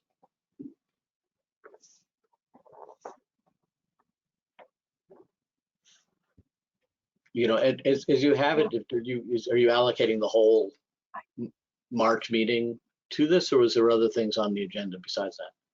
Well, at the moment, I did not, I've been avoiding putting anything on the Yeah. agenda for the March meeting, just seeing our experience from last year. Yeah. But all of our meetings are turning into 3-hour meetings because we're trying to cover so much material. So maybe we want to budget less for the hearing and try to make up some time.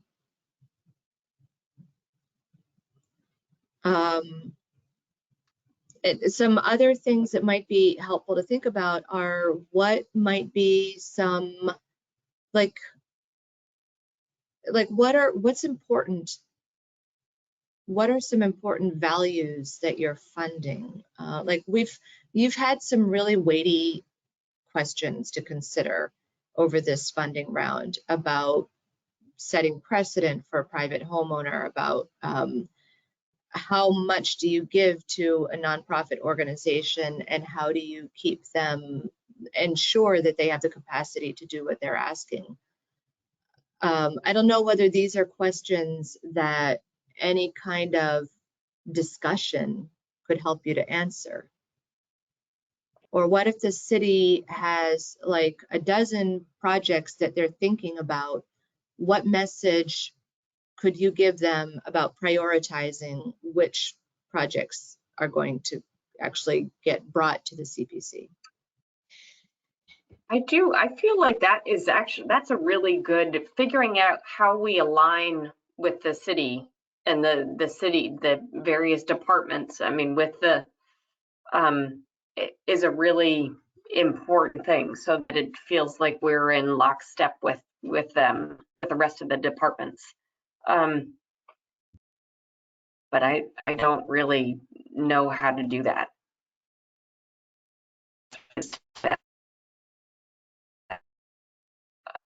What the best way is to do that. Okay. So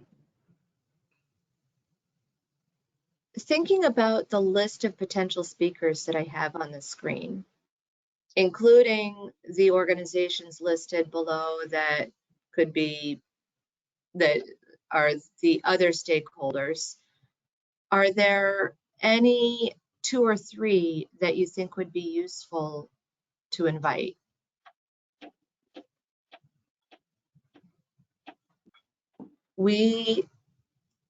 I'll highlight the ones we saw last year.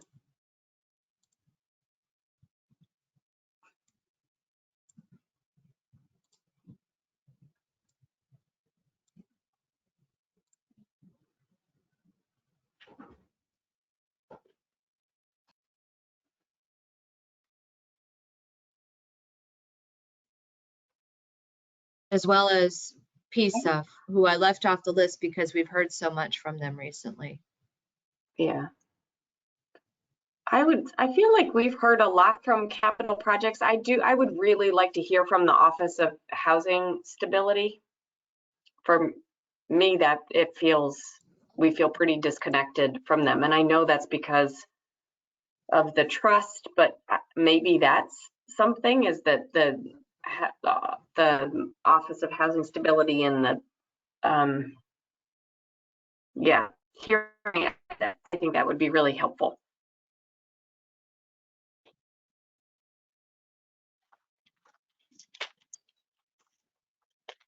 So in the background, what I also am doing right now is scheduling several opportunities for public input. So we talked about the survey back in January that went live today.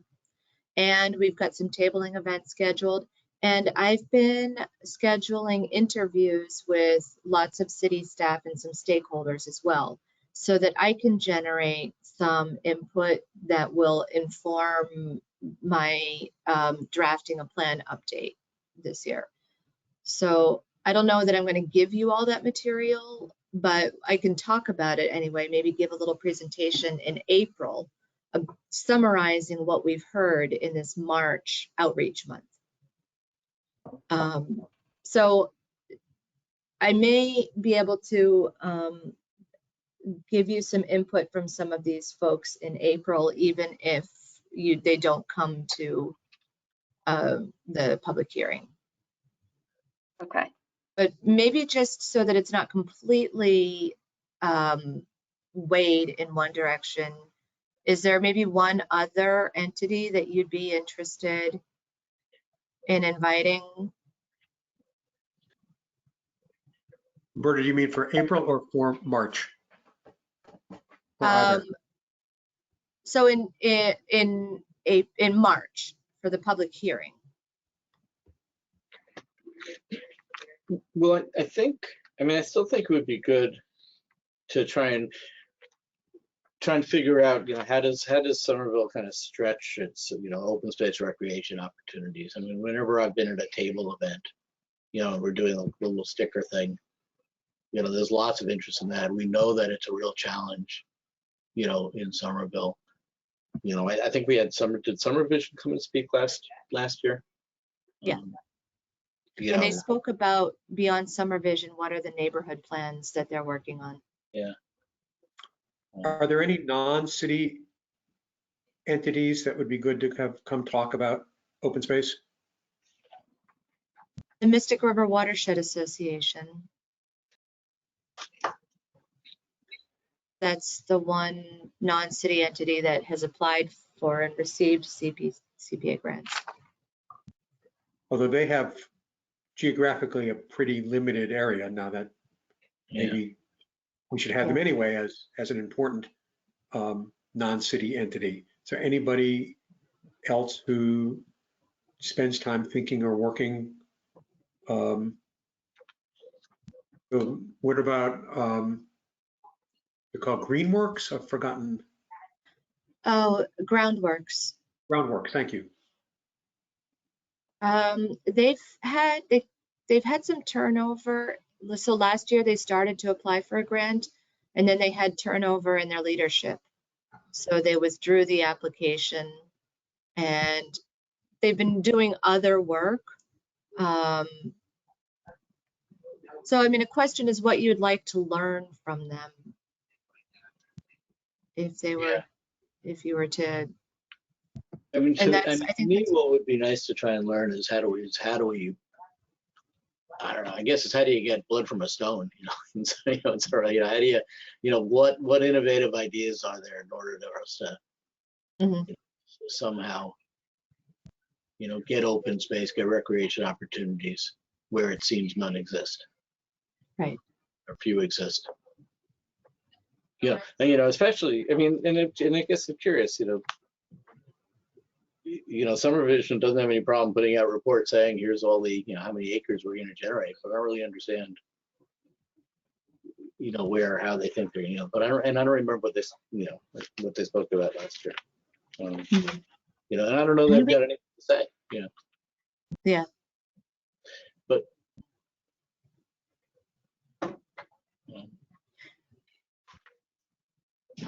You know, we could ask PSUF to come and give a presentation, but with a specific question in mind, not just who are you and what do you do, but sorry, ask, ask who? oh, the public space and urban forestry, PSUF. Oh, okay. So instead of just who are you and what do you do, we could ask them, what are the strategies for accomplishing the goals in Summer Vision? Yeah. Mm-hmm. I mean, I don't know, you know, I don't know what they come and say, you know, I mean, so maybe it's the question, you know, can they, you know, can they come and present on that? Right. I think a targeted presentation would be much more relevant.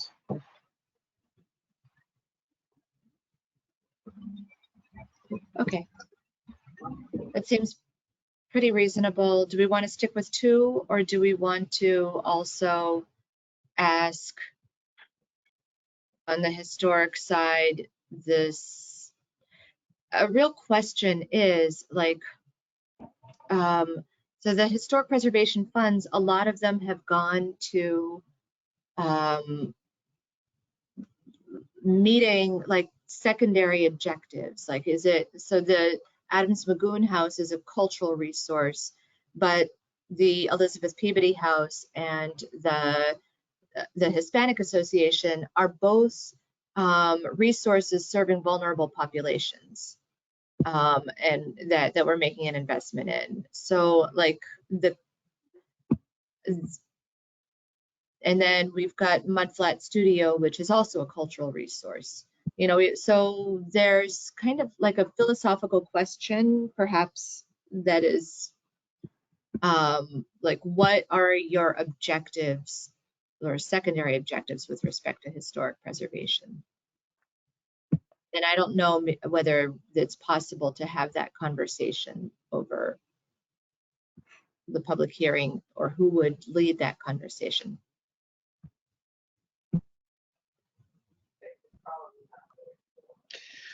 Well, what we were talking a bunch of meetings about this idea of the small historic preservation grants or something. What about someone to speak about that?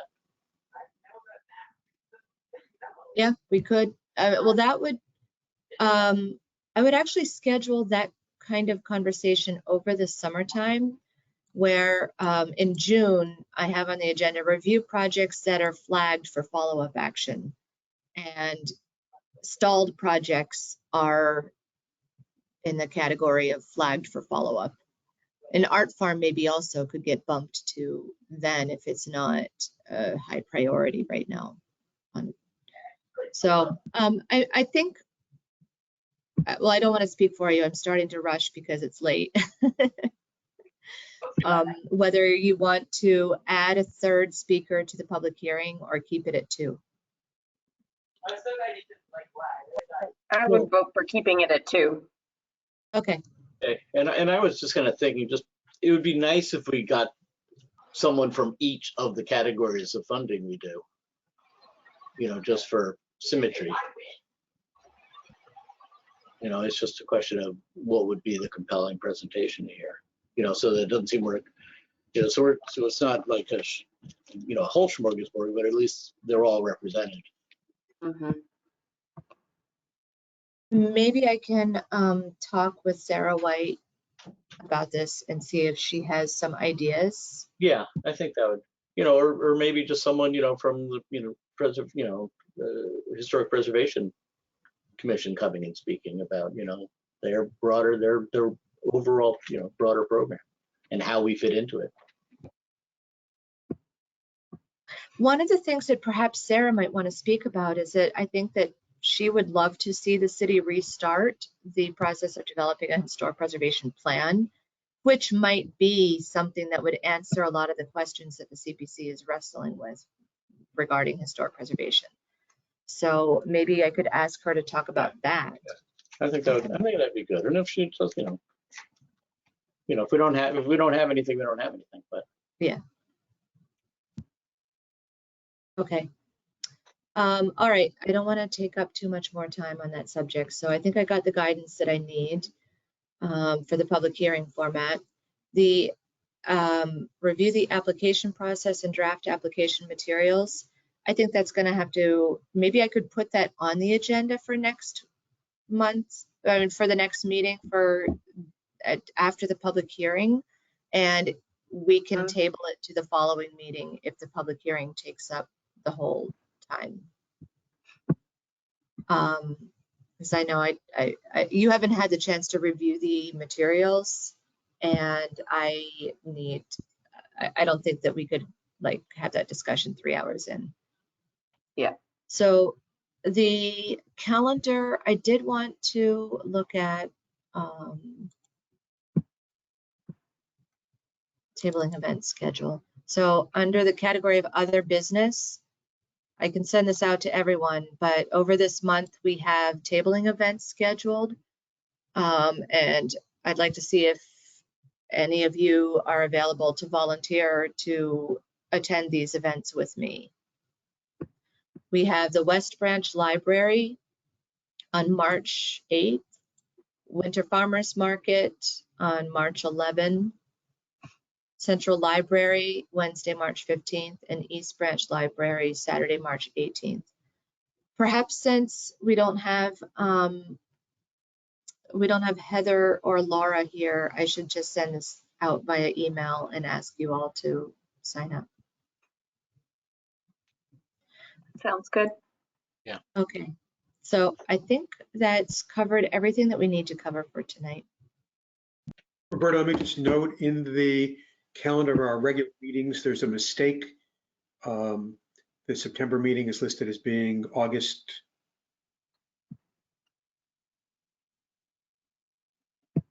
You see it there? It says September and then the actual date listed It says 8/27. is 8/27. Yep.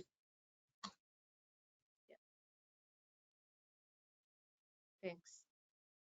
Sure. So that, yeah, I think that covers all of our business for tonight. We could just stay on though.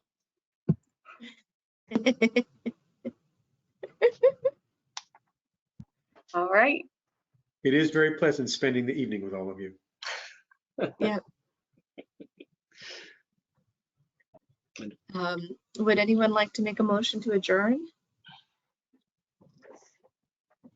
So moved. I'll second. And I'll call the roll. Dick, Yes. Shahan, Yes. David, Yes. and Rose. Yes. Thank you all. We will see you in a couple of weeks. Thank you. Thanks. Thank you. Have a great night. Yeah, good night, everyone. Bye.